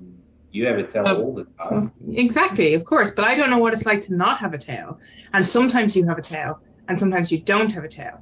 And sometimes you're a bear, and sometimes you're a wolf, and sometimes you're like a bug, and sometimes you're a spider. But sometimes you have a tail. And I just wonder, would you prefer to have a tail or not have a tail, if you could? If I could, it would probably be better to have a tail, because when I come out of my wild shape, my balance is a bit off for a couple of seconds. Because, you're used to having the tail and it helps you balance. You know this. Exactly, yeah. And so if I come out of wild shape and I don't have a tail anymore, so especially like with a wolf form or something like that. The bear not as much, because it's a short stubby tail, it doesn't do much. But coming out of wolf form, you are balanced for a couple of seconds. So having a tail would be nice. Yeah, I thought so. I think it's better to have a tail than to not have a tail, I have to say. And he pats his own tail where the ring is on the end of it, and he's like, yeah, I like my tail. Yeah, that one's useful. Okay. That was all Scales had burning in his mind to ask Grimwood. Cool. Good to know. All right. So next up is Jaden taking a watch. Yep. Yeah, I'll take it as well. Ryan will pause during his sleep, sit up because he's rolled onto one of the barns or something. He's fuck him up. Seeing that Jaden's already up doing a watch, he'll be like, no more walks, right? Right. He's just gonna keep sharpening the glaive, as he normally does. I get why you did what you did, but you really got, I know you opened up a bit to us, but whatever this thing is, and Ren is keeping an eye out, looking down his funnel as he's doing it. He's kind of not looking at Jaden. He's like, whatever this is that you're running from, you do know if you say the word, we will, tackle it head on, right? Mm-hmm. And we're doing all this shit over a stone we found for something we really don't understand. So it's something for a friend, I think. We got your back. Yeah, I know, and that was all just learned behavior. No, I get you. I do understand what you're saying, and I do believe it, and that's, as I said, what brought me back. But I was just doing what I thought was right, and that's not to rehash everything. But yes, I do believe that, and I do understand that. Finara wasn't your fault, right? By the way, it just seems kind of linked that that happened and then you disappeared. That we don't not you. shit happens. Mhm. Good. And then Ren will actually demonstrate his new trick, the new cantrip, as he picks up a few rocks and starts them hovering above his hands as they turn to metal. He's like, not just fire anymore. Because previously, their last conversation, Jaden had been like, why always fire? And Ren has now been like, I'm working on that. You're still an idiot, but yes, that's impressive. I got the door open, didn't I? Do you think any of you guys would have figured that out? Like, genuine question. I'm not trying to be, come on. I mean, I would call that brute force. It worked. It did. Very painfully, and Ren will gesture with the number of burns that have seemingly suspiciously started to heal already because, adventurers. But he's just like, Look, at least you keep using your head like that. You keep using your head like that. At least it was me that got blown up this time, not somebody else. I'd rather it be that way. Always a plus. Definitely. I love to specify which part of it he's talking about. But okay, yeah. And Ren will go, so the fucking plant bit the dust. I'm not sure if I don't know, man. I feel like that's gonna either have consequences or probably be for the better. I'm not really sure. I think walking around with a possibly long lost dead prince, it was definitely going to come around and cause trouble eventually. So yeah, well, look, trouble's in some way, shapes, or forms following us anyway.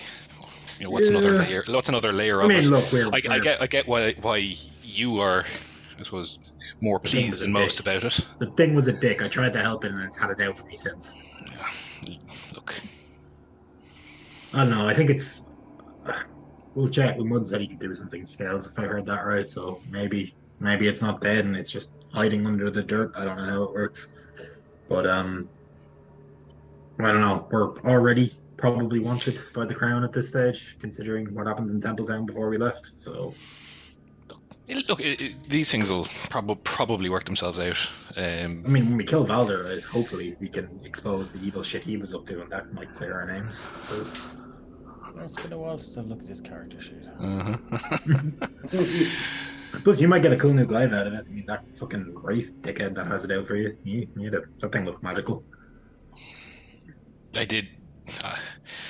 Something more magical would be more useful. But he does appreciate the short sword he's just gotten, because he will be able to contribute in fights where that does happen. But if you secure that short sword with rope or something to the end of your thumb, do you think you can just use it as another glaive, or do you think that'd be a bit much? Probably the balance wouldn't work, right? Exactly. Yeah. Look, still useful. The glaive's a long weapon. Short sword, useful in tight spaces. I can't imagine if we were in that corridor over there, you swinging that glaive around is gonna. This thing has served me well for as long as I can remember, so useful to have backup. You should get these. I've seen it once. It's like a collapsible pole that you can screw together. It's like you can take it apart. Maybe use one as a hatchet thing. It'd be useful. Just see if I get one of those. All good options if we make it out of here. Yeah, exactly. Big if I have. Yeah, we're way in over our head. You came in after this. So just to recap on all the shit we've seen since we got here. Massive undead, hordes of zombies. You fought one of them. Yep. Were you there for the dragon? I was there for the dragon. Okay, cool. And when we got in, I don't know if you heard them, but two of those coffins back there were whispering shit about trying to get us to open them, which is obviously a bad idea. So did you open them? I did. Yeah. No. I did a detect magic and I detected there's a portal in one of them. There's a fucking portal. Like the portal at the other place? Hopefully not. If so, we really pissed them off because I threw a lot of rocks in that. But yeah, fuck that. When you're level 18 and traveling the plains, you're just gonna come across the other end of that portal with loads of rocks sitting on the ground, as well as other stuff. Yeah. The portal has a weird time delay. Ren walks under it. Clock. Yeah, but no, this place is weird. You shout through the portal. Don't sit in the chair. Yeah. Okay. This place is weird, man. Yeah. So moving on. that's- Anything else you guys want to do? No, Rand was just trying to make small talk Yeah, to kind of that's cool. No ease worries. the awkwardness. All right. And is there a final watch? I don't think so. Is that it? I mean, maybe Ericsson and Mazzello. Yeah. Okay. And that passes brothers. without incident. You can all take the benefits of a long rest. Hey, whoa, why are chat talking about Vecna? Yeah, they're just joking. Don't say the name. There before we started.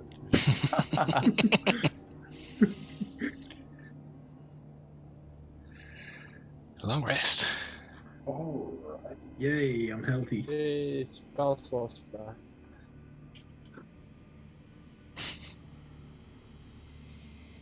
Okay, yeah. So you guys all get the benefits of a long rest, and again, Tyrion Shadowman says, "We wrote it. You said it. You fool." Oh, no. There's a drop. All right. So I assume the bubble is gone, and you Yeah. guys are there again. There's this breeze coming up the stairs, and it echoes like a strange moan as whatever way the flow of air, like whatever route it takes, it does have that strange,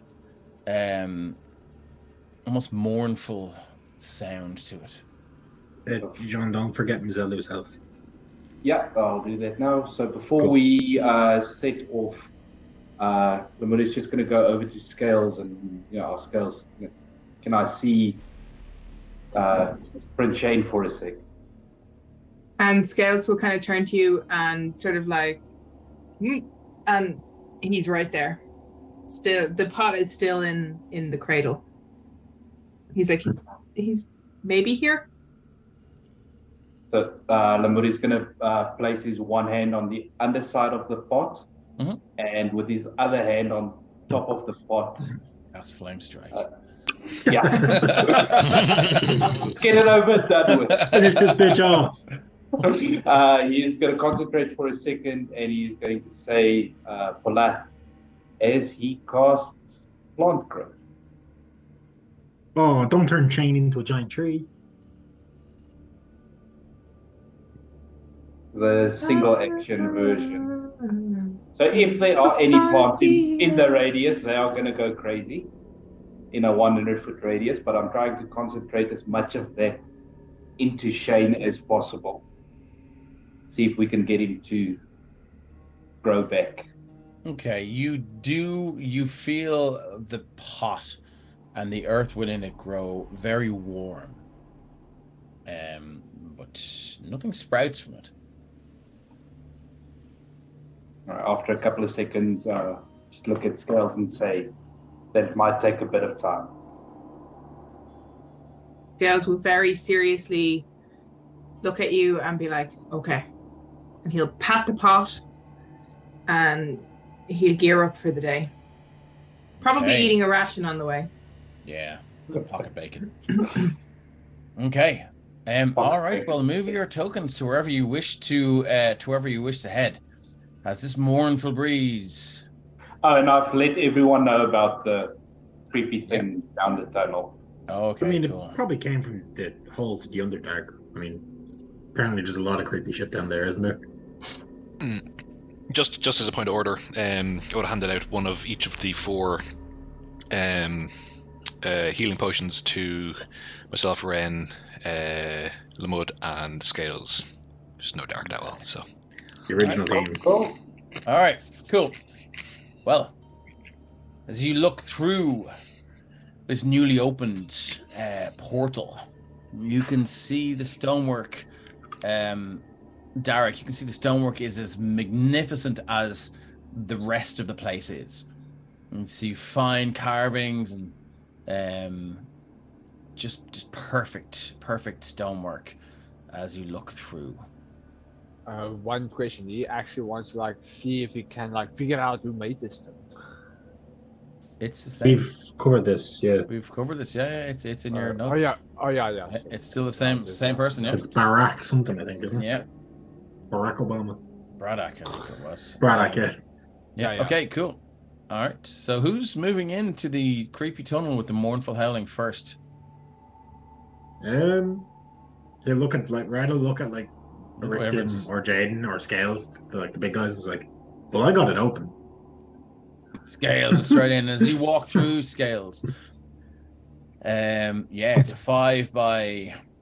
5-foot wide tunnel, and you can see it branches east. Scales is pretty much like he's got one torch in his hand, one torch in his tail, and he's got his long sword ready for action. And he's just gonna keep progressing down the tunnel. Hold on, can you move back? Can you just move back to where you were? A nice little line so I can copy and paste you. Into the thick of it. Thank you. Copy. Now you feel free to do two-ish. Everybody hold your buddy's hand. Okay, so you're going to move down? So you move down to here, yeah? Feel free. Yep. Oh, okay. Token down so you can see. And as you move south, you can see the passage goes east for another 10 feet and then descends and descends and descends. It's a long staircase, just runs east all the way down. Scales will call back. There's stairs down. Are we going down? I mean, is there another way, or is it just down? I don't know. Let's go. You just Yeah, hear I mean- Derek in the background complaining about stairs. They're built by a dwarf, Derek. I'm sure it'll be more uncomfortable for the rest of us than you. Something about stairs and short legs, I'm assuming. Just don't fall. Oh, I'm actually missing someone. Hold on. Paste. Hmm. Scales, Jaden, Lamud, Mazzelu, Ren, Derek, and Arixium. There we go. I'll just put you guys here. You know who you're missing, Dave? You're Who's missing Missing Shane.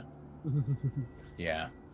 He'll get his own token one day. Okay, so I'm going to move you guys over if there's nothing else. Now, I do have you, because the map isn't huge, so I'm going to just put you out here. So as you move down the stairs, you enter what looks like... I'll just move Jaden and Scales to here, just for the hell of it. So you're at the top left if you're looking for where your tokens are. There we go. Okay. I was about to say, Oh, I'm shit, blind. Can everyone see? Have you found your tokens, yeah? Yep. Okay, cool. And yeah, thank you, Christian. Christian has found the token as well. Cool. So yeah, as the stairs descend, Jaden, you take a step out and you look down this long corridor, which is 5, 10, 15, 20, 25, 30, 35, 40, 45, 50, 55, 60 feet in length. And you see these two massive machines just standing there on wheels. And I'm going to shift Z them. They would be in the dark now for me, but Oh yeah, well, there is a torch there, I do there's a believe. torch. I can see that far with the torch. Okay. Oh, then you don't see anything. I'm going to go ahead and say Scales kind of lobs the torch from his tail round the corner Okay. down the corridor. Okay. So, then I will shift edit. You see these things? They're Nope. fucking. They're the ballista splat had in the one shot. No, my kobolds. Oh, that's going to be fun. And what they are is it basically looks like a ballista on wheels, and it's full of these sort of metal spikes. And as you stand there, Jaden, you just hear just clunk, clunk, clunk, clunk, clunk, clunk, clunk. Jump back. Okay, let's just it's going to take a shot at you with a lancing bolt. Lancing bolts. Jesus. Oh, that's a nat 1. Okay, so let's just roll a D100. Someone want to roll D100 for me? I'll roll. I it. will. So is that me? Oh, it wasn't that's you. fine. Yeah. Go for it. Yeah. What is it? 95. Holy shit. Oh, I think that's. Self-inflicted wound. Your attack ricochets back and you hit yourself. Rolling damage as if you would hit your target and apply it to yourself. Well, I mean, that's a great way to fucking introduce these things. But yeah, let's roll the damage. Lads, this thing just fires ahead and it's 19 piercing and it takes it to itself. Something malfunctions and a splinter of wood shoots across and just lands on the ground. What would you like to do? I think at this point we do all have to roll initiative because they are ready to go. That sounds like a finale fail. So let me just click it in. Yeah, Here. it's And on your initiatives, Can you do that? you can certainly try and 20 and 21. Okay. Anything else? You guys are gonna want to roll initiative? Thank you. Turn order. Dice roller. Where's my turn order? There it is. Okay. It's a map. Stop hitting yourself. Yeah. Let's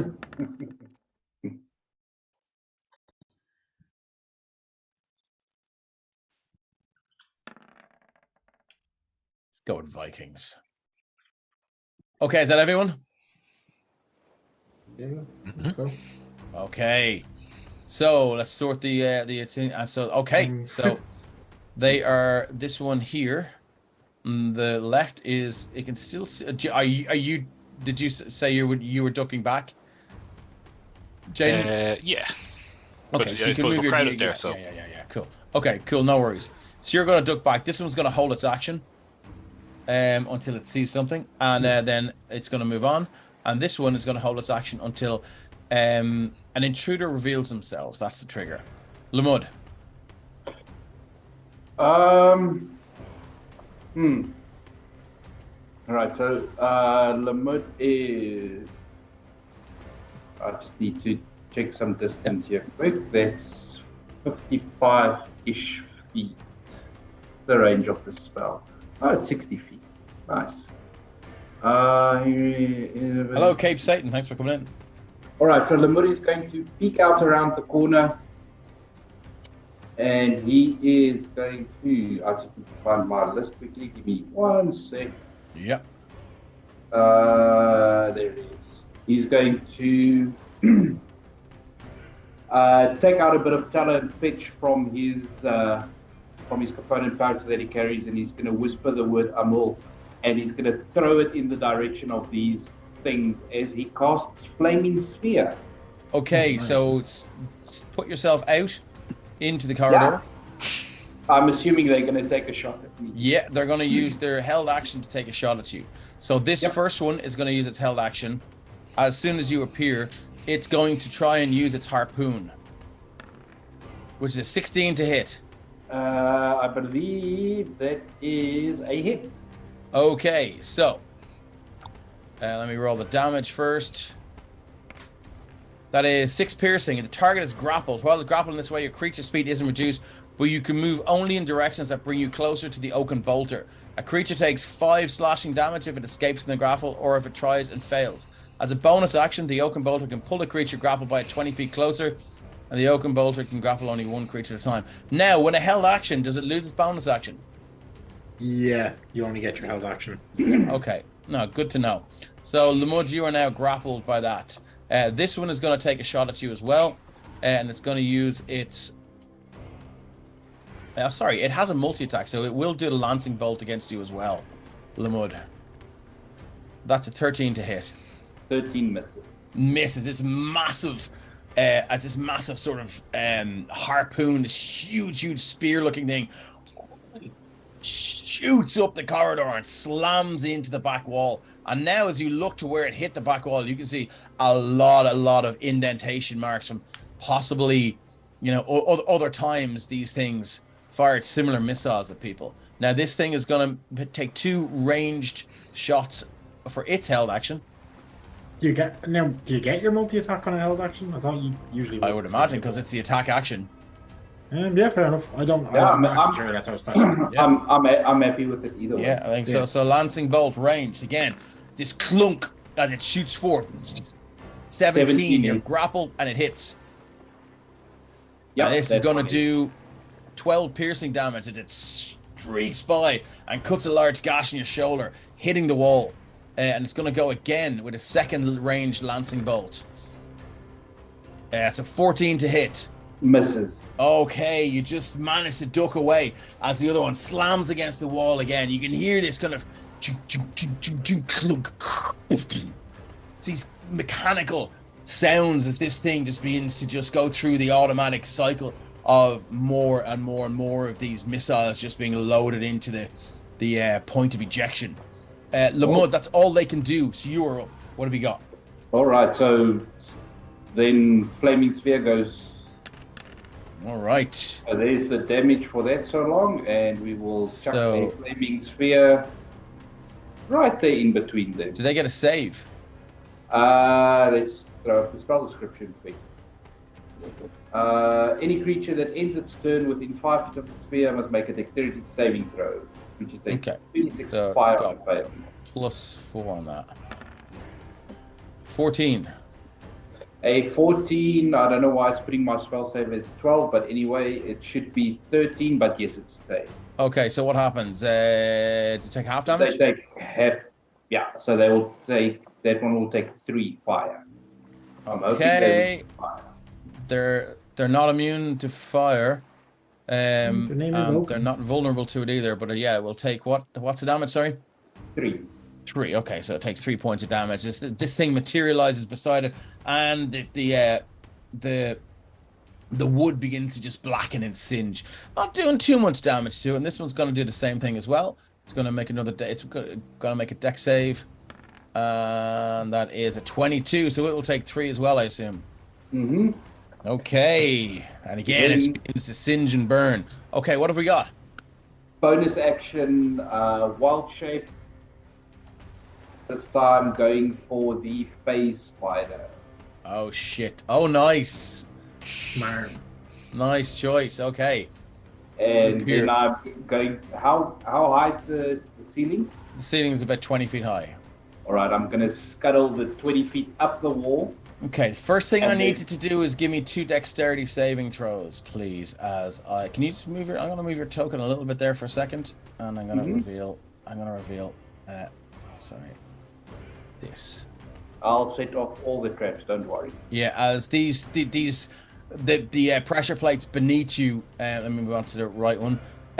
Press down with a click, very audible and similar clunk click, and these massive spears shoot out, and you know in your altered state, you are still quite mindful that had this harpoon hit you, it would have dragged you 20 feet, possibly through that and more traps. Mhm. Yeah, okay, so that's 2 dex saves. The DC is 12. Fail and a success. Okay, fail and a success. So you take 2d6 piercing on the fail. You're going to take all of it. That's 2, and then you're going to take half of 2d6, which is 4. That's 8 points of damage. All As right. in, the spears just shoot through your face spider form, and this kind of bright white and blue ichor just begins to leak from you. So you're going to move along the ceiling.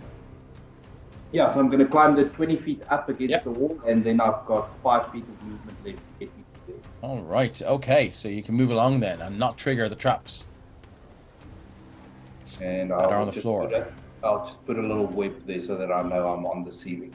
Okay. Did Cool. you transform or summon there? Transformed. Okay. Yeah. I was checking because Lamont was still in front of us, so I wasn't sure. Yeah. Yeah. I'll just move them out then. Yeah, just move me wherever. Yeah. I can get you back. Okay. Cool. Um, Yeah. I still have access to Lamont's sheet, so it's messing with my vision. When you move that, I can't actually see anything for some reason. Hold on.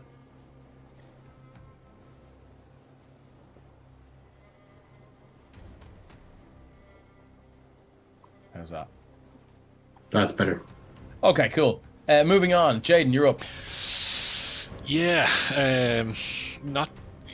I suppose he gets the tactical nature of this, and he doesn't necessarily want to set off all the traps by making a run straight down the corridor. So what he is going to do is he's going to step out. Oh, sorry to interrupt you. I saw that, yeah. I just need to make a con save quick for Flaming Sphere. Okay. Yeah, that's gone. Okay, good to know. Thanks for honesty. Cool. Sorry, Jaden. Yeah. So, is there an obvious pressure plate, or was it just when You he can passed see now through? that you can see now that the pressure plates here have been depressed. Yeah. Yeah. So he's going to go 1, 2, 3. Yeah. Is that YOLO? 4. Okay, you need a dex saving throw, please. Yeah. DC, it's the same DC. I think it's 12. Yeah, 18. Yeah. So yeah, you managed to avoid the worst of this as some 5. You take 8 points of piercing damage as these spears, not extremely fast, but almost ponderously, just slide out from the wall, and it fucking hurts. It hurts as these things just scratch and scrape off your skin. But you do manage to avoid the worst of it. And let me just Sorry, can you move your tokens back for 1 second? Yeah. Yeah. Thank you. I will move that to the token layer again, and the two of them shoot out. Yeah. You can move your token back. And also, Lumwood, the reason you had to make 2 is because of your size. Yeah, 100%. Only one of these reaches you. What are you going to do the rest of your round? Me, I'm going to go 5, 6. Okay, I need another dexterity save. I'm in it now, so yeah. Sorry, where have I gone? Dex.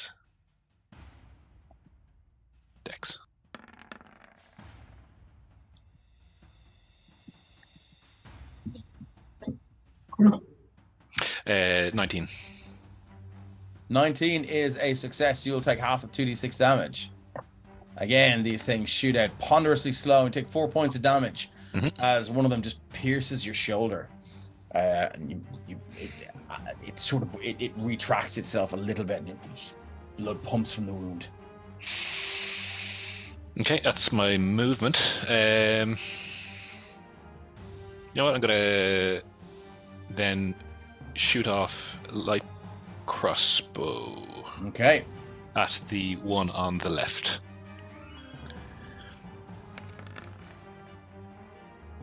Okay, you're going to make 8 of the 8. That's an 8. That is a miss, please. Unfortunately. Yeah, and then extra AC attack. 16. Yeah. So, down one knee, reload, and fire again. Okay, yeah.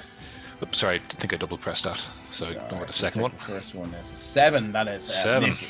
Again, the crossbow ball just shoots harmlessly above it. Hits the stone wall behind it and just lands on the ground beside it. Yeah. You can hear this ominous clunk, clunk, clunk, clunk, clunk, clunk, clunk, as whatever it's doing, it seems to be readying itself to inflict some serious harm upon you. Okay, is that it for you? That's it for me. Derek, what have you got? So, Derek is going to step forward because he can't see anything.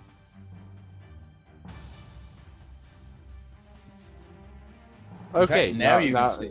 Now I can see. That's what's going on. You can see several triggered traps along this corridor here, this long corridor, and these two hulking machines on wheels that seem to be readying these massive spears to let fly down this long corridor. Possibly at Jaden, possibly straight at you. Who knows?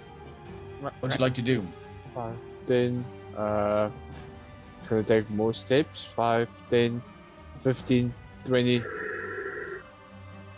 And then another step, last step forward, and then he is going to cast his favorite thing that he only can do is Guiding Bolt.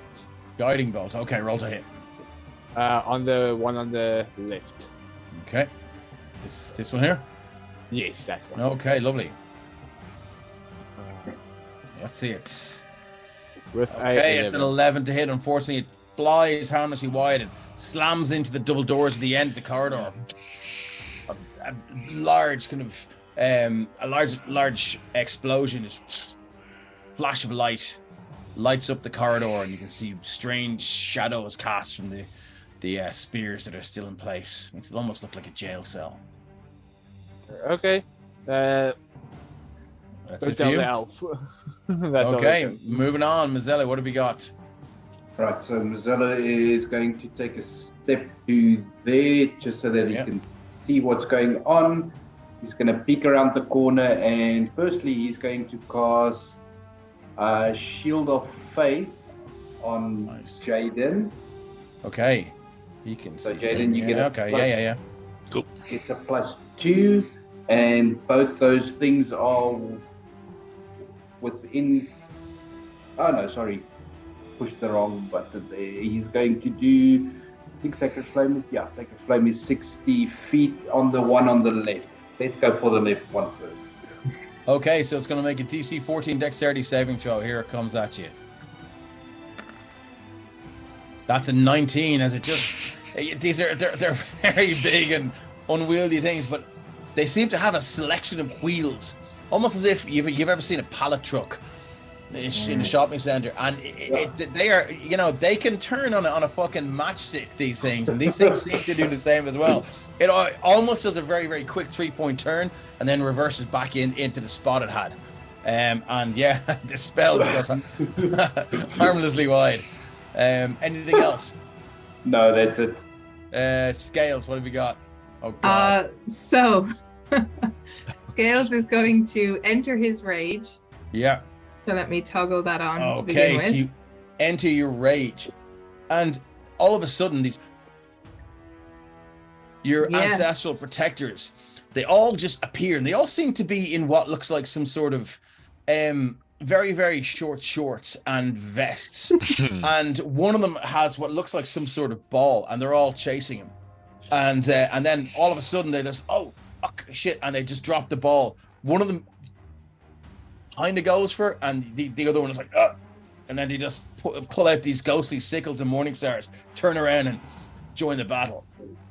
Okay, and then Scales is going to, having looked down the corridor beforehand and kind of said, okay, that's a bit far, he is going to pull out a dagger and his spear to be ready. Yeah. And he is going to come around the corner at a charge, and he's going to go 5, 10, 15, 20, 25, 30. Oh, that's torch. Hang on. Yeah. 30. I see Derek's 35. Scales running over him. And he is going to chuck the dagger at this guy. Okay, roll to hit. Dagger thrown. Let me go with you. That is a 19 to hit. 19. Okay. So you got, what did you roll? You rolled 20 plus 3. Is it a magical weapon? No, it's just a normal dagger, and has no effect. Okay. Yeah. And then he is going to, because he was committed to it already, he is going to then throw the spear as his extra attack at the other one. Okay.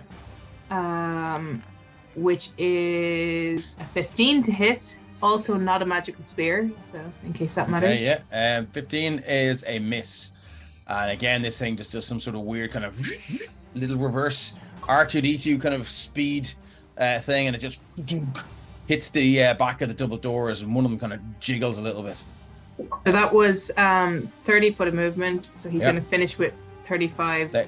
Just stay there we are there, and need a dexterity saving throw. Yeah. Dexterity saving throw. You do have advantage to danger sense. Yeah. Thank you. Flying stabby pole. Unfortunately missed. Dex save 21. Yeah. So you're going to take half of 2d6 points of damage as these things, these spears again, just shoot out. That is 6 down to 3 points of damage. Down to 1, isn't it? Mm-hmm. Because I'm raging. So I have yes, indeed. So Excellent. Okay, down to 1. So lovely stuff. Let me just move these out into here. Layer, token layer, and yeah, they just give you a little bit of a graze, but it's not too bad. You're well able for it. And then my last 5 foot of movement to get me to there, and I will have pulled my longsword in preparation for my next turn if I survive to. Okay, lovely stuff. Moving on, Ren, what have you got? Cool. Ren, seeing any plans to drop a fireball, or probably? Unfortunately, I don't. Have to change that now. spell. So, running up down the last few steps, Ren is going to stop and be like, "The fuck," and then immediately fire off a. Let me see exactly which one I'm going to do. Fucking live spells, lots. I'm going to fire off a magic missile. Okay. 2nd level. Nice. Here, so that's. I wish it would just let me select what level I cast that, man, and then roll it for me. So that is. Should be able to do that. Should be able to go. There's 4. 8, 13, and then 16 points of force damage onto the one that is on this side. Just give me a second. I'm going to click something in your character sheet. Oh yeah, shit. That's a pain in the butt. Yeah, no, you Okay, sorry. Yeah. I thought. Yeah, cool. All right, cool. So 16 points of damage. Yeah, 16 points of force damage. Okay, on the one on the left. Yeah, the one on the left. So Ren fires it off, and each missile just starts to like arc around. One of them like nearly skims over Dark's helmet and just goes up and around, and like right down below him is like nearly clips his nose. Like shooting stars, they just shoot down the corridor underneath the spears that are shot out around Dark. You just hear this, and they shoot down, and boom, boom, boom. Rivets and bolts and nails just flying everywhere, almost hitting you, Scales. This crack, you hear the splinter of wood as one of the wheels just sort of buckles a little bit, and the iron band around it just unfolds. Yeah, that's hurt it. And it's like blows like the magic smoke flickering off his fingers off. Okay, nice. Anything else? Fuck these things. And yeah, no, that's it for Ren. Now Eryxium is gonna be like, okay, brother, I must assist the dragon one. And he will run forward, see all the spears, and in his clunky armor, he's like, I'll probably get stuck, and then fire 2 Eldritch Blasts down. Okay. Each. It's a tough shot. I mean, look, yeah, let's just say you can see them. It's difficult enough, but you can still aim them. That's the first one. You don't roll a 1. That's a 22. What the fuck is this damage I'm rolling on him? He just cannot do damage. Oh, wow, okay. And which one is it? The one on the left or the one on the right? The one ran hit for that one. So this is the one on the left. Okay, yeah, this shoots by. Again, TIE Fighter sounds. Shoots down these like images of just these infernal runes and shit. Just a bolt of energy shoots out of them and cracks into it. Doesn't seem to do much damage. It's damaged it, but it's not not the notes. That's a 19. Another 5 force damage. Okay, that's a bit better. Again, a splintering of wood and nails shoot out from it. And yeah, another long hairline crack down the main chassis of it. Yeah, then that'll be it. Okay, moving on. This one here is and that rhythmic chunking stops, and Scales, you see this gleaming metal tip of a long, almost like the size of a fence post, and it's massive gleaming metal tip just staring. You're staring right down the barrel of this thing, and it is going to. So she's 5 feet away. It's at disadvantage, is it? If Scale within 5 feet. Yeah, if it's melee range, it's 5, 10, it's 10 feet away. So it should be fine, I think. Isn't that right? Yeah, that's fine. Okay, so we're gonna go to ranged. That is a 15 to hit Scales. My armor class is 15. Okay, that is a hit as this massive fence bolt with a huge, wickedly hooked metal spike in the end shoots right towards you and does 18 points of piercing damage. It catches right the inside of your leg. I presume your rating, that's half to 9. And it shoots past Derek and it shoots past the spider and slams into the back wall again. Scales, you can feel blood weeping from the inside of your thigh now. And the pain it's sort of registering in the back of your mind, but your rage is still keeping the worst of it away. So it does have a multi-attack. It's going to take a second attack with the ranged lancing bolt. That's a 13 to hit. That does not hit. Oh, you see the second one coming, and the second one just seems to load a lot quicker than the first one. The first one was almost, you could just, it was very obvious that it was like clicking around. Second one just goes and shoots off. Scales, you literally just jump it, and it sails under your legs. And again just hits the back wall. That's all it's got. Moving on to the second one, it's gonna take his other ear is still there. Yeah, just about. The second one is gonna take 2 shots at Jaden. Cool. Actually, no, it's going to do the harpoon, so it's going to use multi-attack. It can use one lancing bolt and one harpoon attack. So it's going to do yeah. Sorry, is that the one that's got me grappled? Yes, it is. No, sorry. Oh, so you wild shaped. Mm-hmm. Sorry, I thought you said you phased out.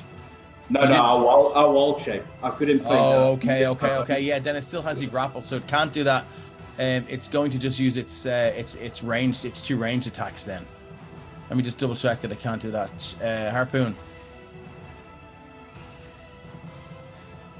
Okay. While grappling this way, a creature's speed isn't reduced, but it can move only in directions that bring it closer to the Oaken Bolter. A creature takes 1d10 slashing damage if it escapes from the grapple, or if it tries and fails. As a bonus action, the Oaken Bolter can pull it 20 feet closer. The Oaken Bolter can grapple only one creature at a time, so it doesn't mean it can't use its multi-attack. Mm-hmm. So it's going to use its multi-attack with the Lancing Bolt ranged. So let's go 2. Oh, shit. 15 and 16. Nope. Jaden. Nope. Okay, that's 2 misses. Was that the Shield of Fate that did that? No. Okay, It was 17 base plus 2. Okay, yeah, they just... You kind of see this coming and you just managed to dodge it. It's the ring of protection. 16, okay. Cool, yeah, and that's all it's got. Moving on to Lamud. What have you got? 19? You're on 19. Yeah, all right. So now bonus action, Ethereal Jaws. Okay. And I mean, it's up to you if I take the damage or not. Nah, I'm not going to say you do. So you just leave this plane of existence, and that heavy metal bolt just goes ting ting ting ting ting ting, ting, and you just see it again pull back into the machine itself as you leave this plane of existence, and all around you is greys and whites, a place you are very familiar with. If you could see a spider smile. Yeah. Anything else you'd like to do? You're just gonna happily... Oh, shit. 5, 10, 15, 20, 25, 30. Okay. And dash. That's 10, 15. And that will be my turn. Nice. These things could feel terror. They would feel it when this massive, horrific creature just appears. That's it for you. Jaden, what have you got? Yeah, so he's going to keep moving down to get into contact. 1, 2, 3, 4. Okay, as you get there, I need you to make a dexterity saving throw. Yeah. Figured as much.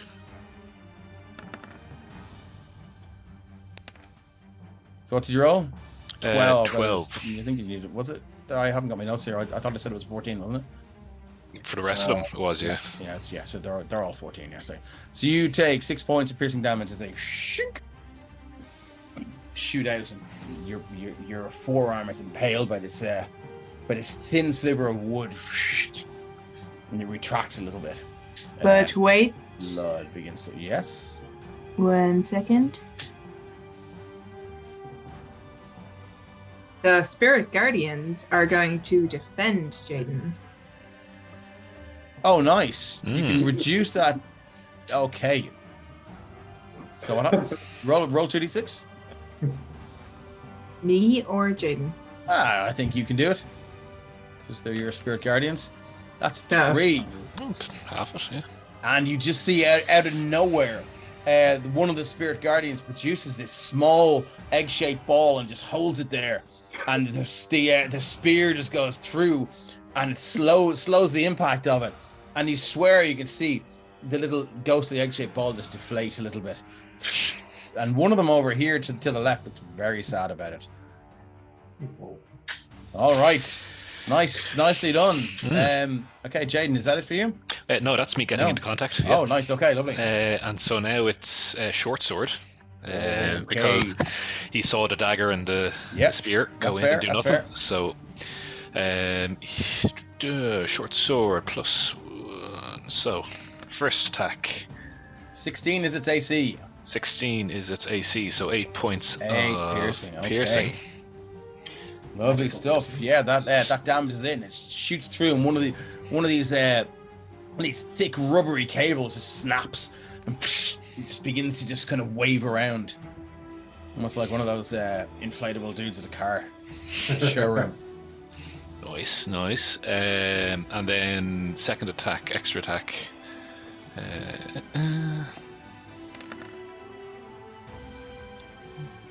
15.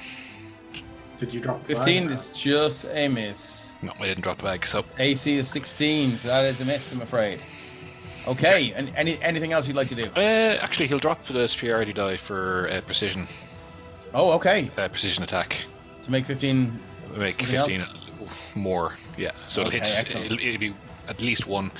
So it does it, but let's get the damage of the D8. On top of that, it's another 4 points. So 13 points damage from that second strike. Okay, 13. Okay, so that's minus another 9. Okay, yeah, again, just straight through, and whatever mechanics and gears, just that short sword seems to jam in. You twist it where a normal short sword would break. This magical blade just it wins this contest of strength between two metals, and a gear just comes out of alignment. It's a very satisfying feeling.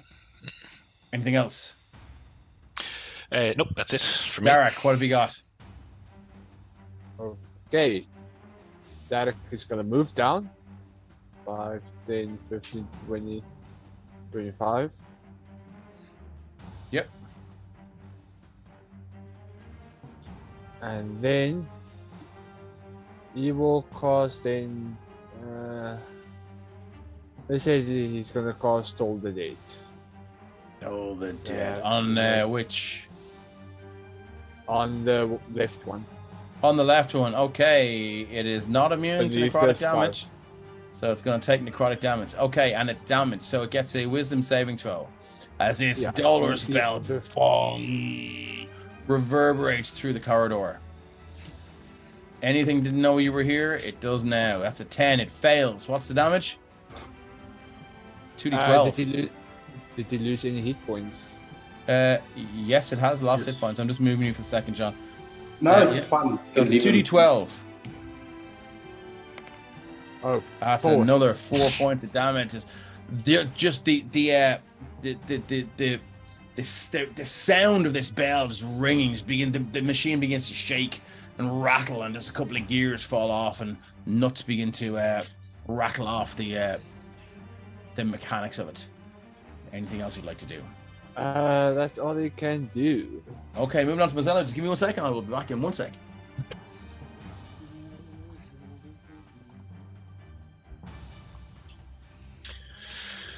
At least he didn't. At least the traps didn't reset every round. Every step, yeah. That's what I was worried about, because myself and Derek were on. Yeah, it would have been. That's why I decided to go via the ceiling. Yeah. I mean, no one ever places a trap on the ceiling. Oh, just wait until you play in one of my games, John. That's okay. Then I'll walk doesn't. I have an entire thing planned for for a much later session where it's like. What sort of a paranoid baddie booby traps the ceiling of his lair? This is literally the point of the character. An experienced baddie. There is no traps in all the obvious places. There's no traps in the obvious trap places. Thanks, guys. They're all in the no one would ever put them there places. Oh, there's Drew Kane. If I could rattle off my own nuts, I'd never leave the house. Yes, sir. Okay, moving on. That's warp to Mazzelu now. All right, Mazzella is just going to peek around the corner again, and geez, that place is packed. It's fairly rammed, all right, yeah. He's going to just throw a guiding bolt at the left one. Okay, roll to hit. Don't roll a one. Where's the? Ah, there it is. Jesus. 15 is a miss. Oh, wow. Shoots off, and I mean, just such a clamor of bodies there. That shoots, misses, just sails luckily through everyone, and again, hits the two No. stone double doors. No, you know what? Seeing as I'm running the character, I'm going to use one of my blasters because Mazella doesn't have any. So I'll offer up my blaster. Okay. That thing needs to hit. Okay. Even with that crap. That is a damage. 4. That's a hit. So that what is it? 6 radiant damage on that one. Yeah. Okay. Give me 1 second. Cool. Oh shit. Okay. Yeah. So it shoots by, slams into it. It's flash of radiant magic again, and just bits and metal and wood just shoot aside. It's some of those kind of rubber pulley cables to just snap as well and just rattling around the place. Anything else you'd like to do, Mazzello? That is it. Okay, moving on. Scales, you're straight up in the action now. So, could we possibly move? Yeah, Yeah. thank you. So Scales is going to recklessly attack Okay. in order to get advantage Yeah, move your token Move in up. there. Yep. on that guy and longsword. Again, Pointy pinner. Scales' rage is just this deathly calm. Is it? It is, yeah. you just He's like walk up and focused. it's super zoned in. It's almost as terrifying as someone losing the rag. 21 to hit is a hit for 12 slashing damage. with a magic weapon. Okay, yeah, you sever one of the cables holding some vital machinery there, and the thing just lists to one side as one of the wheels just begins to just it just falls off, and the thing just sort of, it's missing its front right wheel now, and it's kind of at a weird odd angle. And You go to your Scales, second attack. he kind of glances to the other one briefly, but that seems to Jaden has that in hand. So Okay. he's going to longsword again at the same guy, or the same guy. I was going to say guy, but same one again. Same machine. Yeah. Same machine again. And that is a 24 to hit for That another hits. 14 damage. 14 damage. It is exactly the amount of hit points it had. Scales, how does this thing meet its end? How have you disassembled it? So, its other wheel comes off, and it gets kind of sliced down like across the middle of it. So its Nice. top Okay. separates from its bottom. Okay, excellent. Yeah, and as you can see. Johnny Five's top half has come off from the treads. So. Wow, okay. God, that's sad. Poor Johnny Five. Johnny Five Okay, is yeah, no and this longer thing just alive. begins to it shakes. You hear this like magical noise. This machining goes build to a crescendo, and then it goes and it just flops dead. Anything else you'd like to do, Scales? That is Scales' turn. Okay, moving on. Ren. Well, Ren is seeing the one that he was targeting drop to the ground. He's going to be like, okay. And then he is going to start walking. So I'll go 30 feet in. Yeah. Puts me to about there. So that's the... And can I get line of sight on this one, or is it? I'd say you can, yeah, for the sake of expediency. Yeah, cool. So I will then, he'll click his fingers and just a bit of fire starts to form, and he's gonna, old reliable, chuck a firebolt in there. Nice. Okay, that's a 12 to hit as a miss. That's it for Ren. Shoot, fizzles by and just hits the back double doors and fades into nothing. Orixium. Rixium is going to move. Same again. He's going to go 30 feet. He's going to get to here. Actually, he's going to just go on for the. It's roll 20 is refusing to cooperate. There, Okay. this is going to go to here, and then Yep. he's just going to. He's still not in range. He's just going to hold with both hands and double Eldritch Blast. Hopefully, these ones do more damage. Okay, he rolled to hit twice. AC Yes. is 16.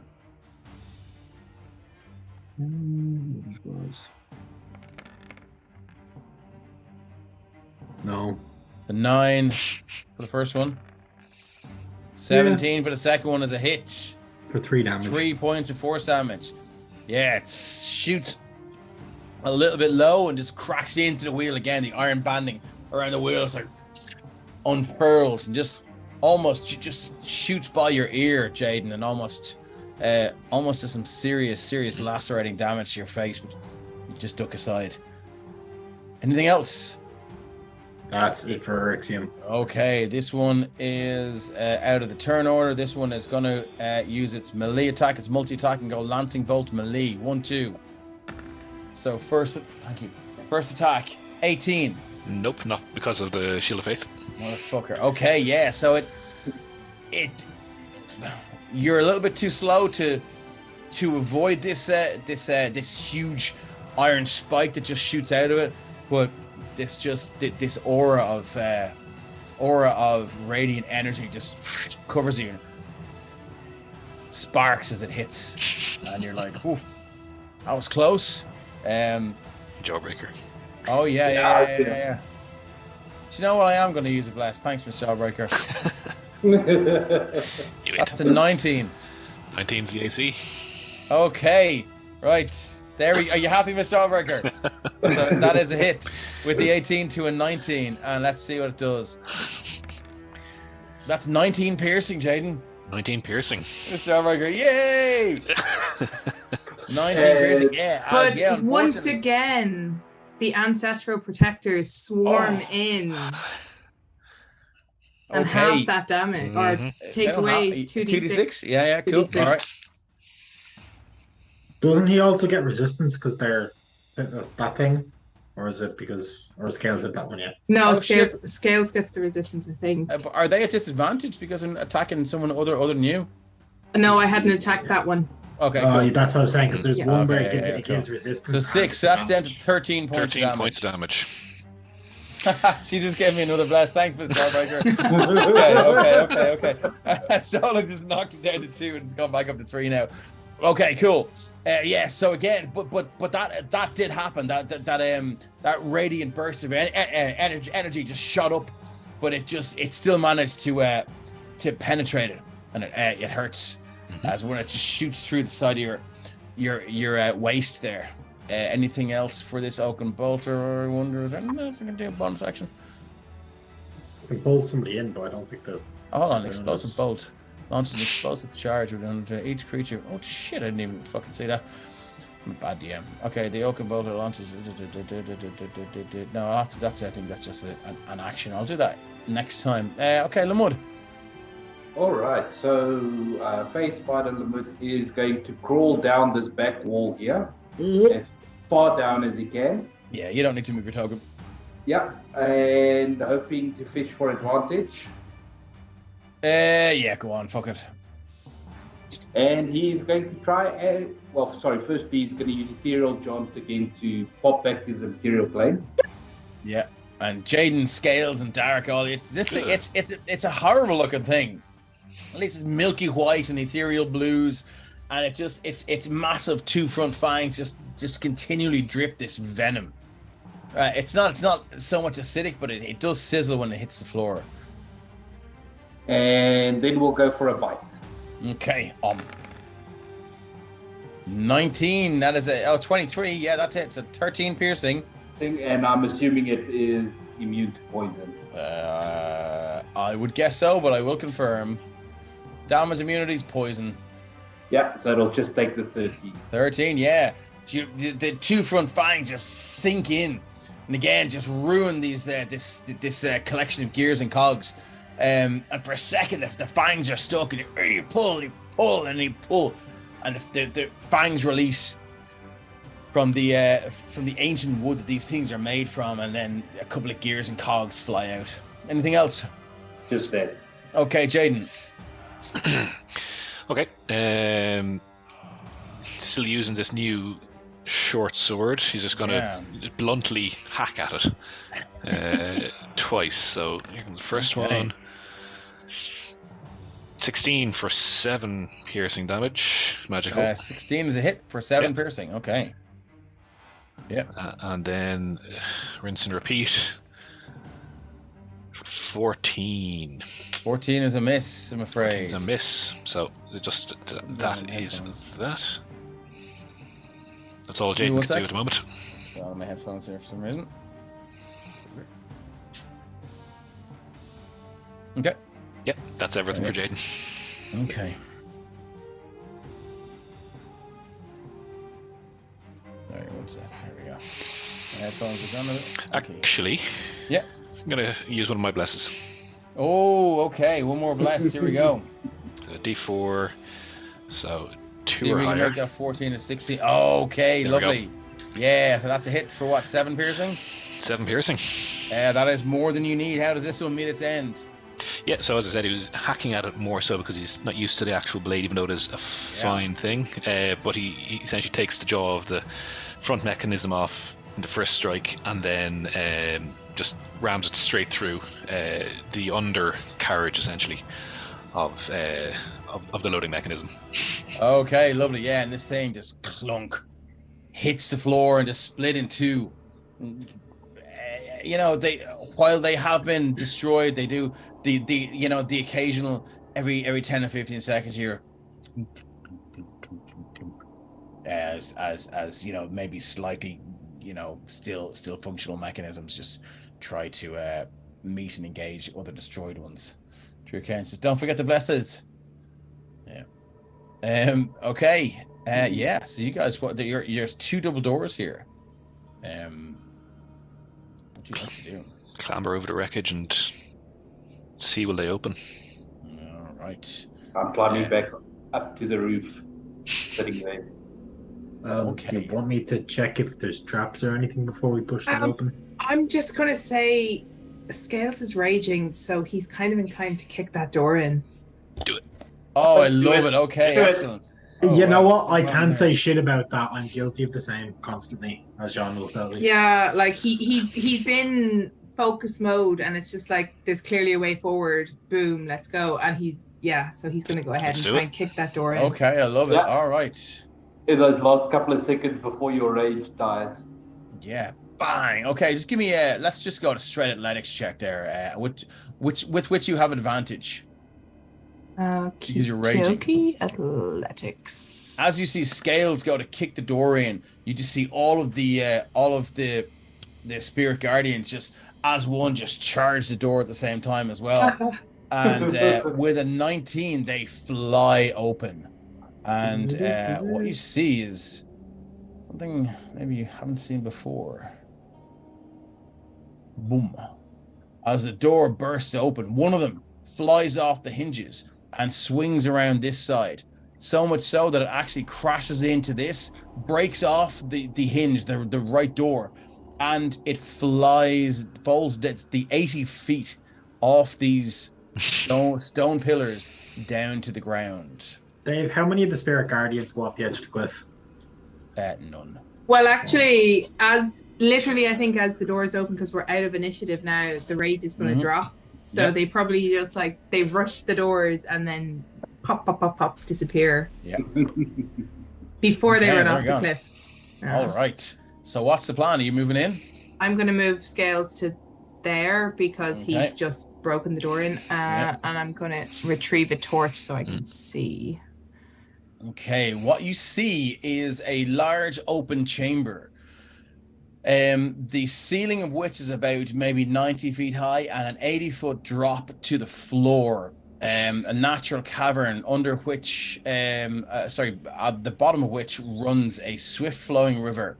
Probably the same one that you saw when you were further upstairs on the first floor.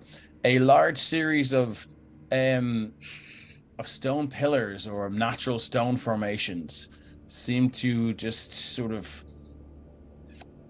they don't look very, they are made of stone, they are rough, they haven't been constructed, but they don't look like they should belong there, and they are there.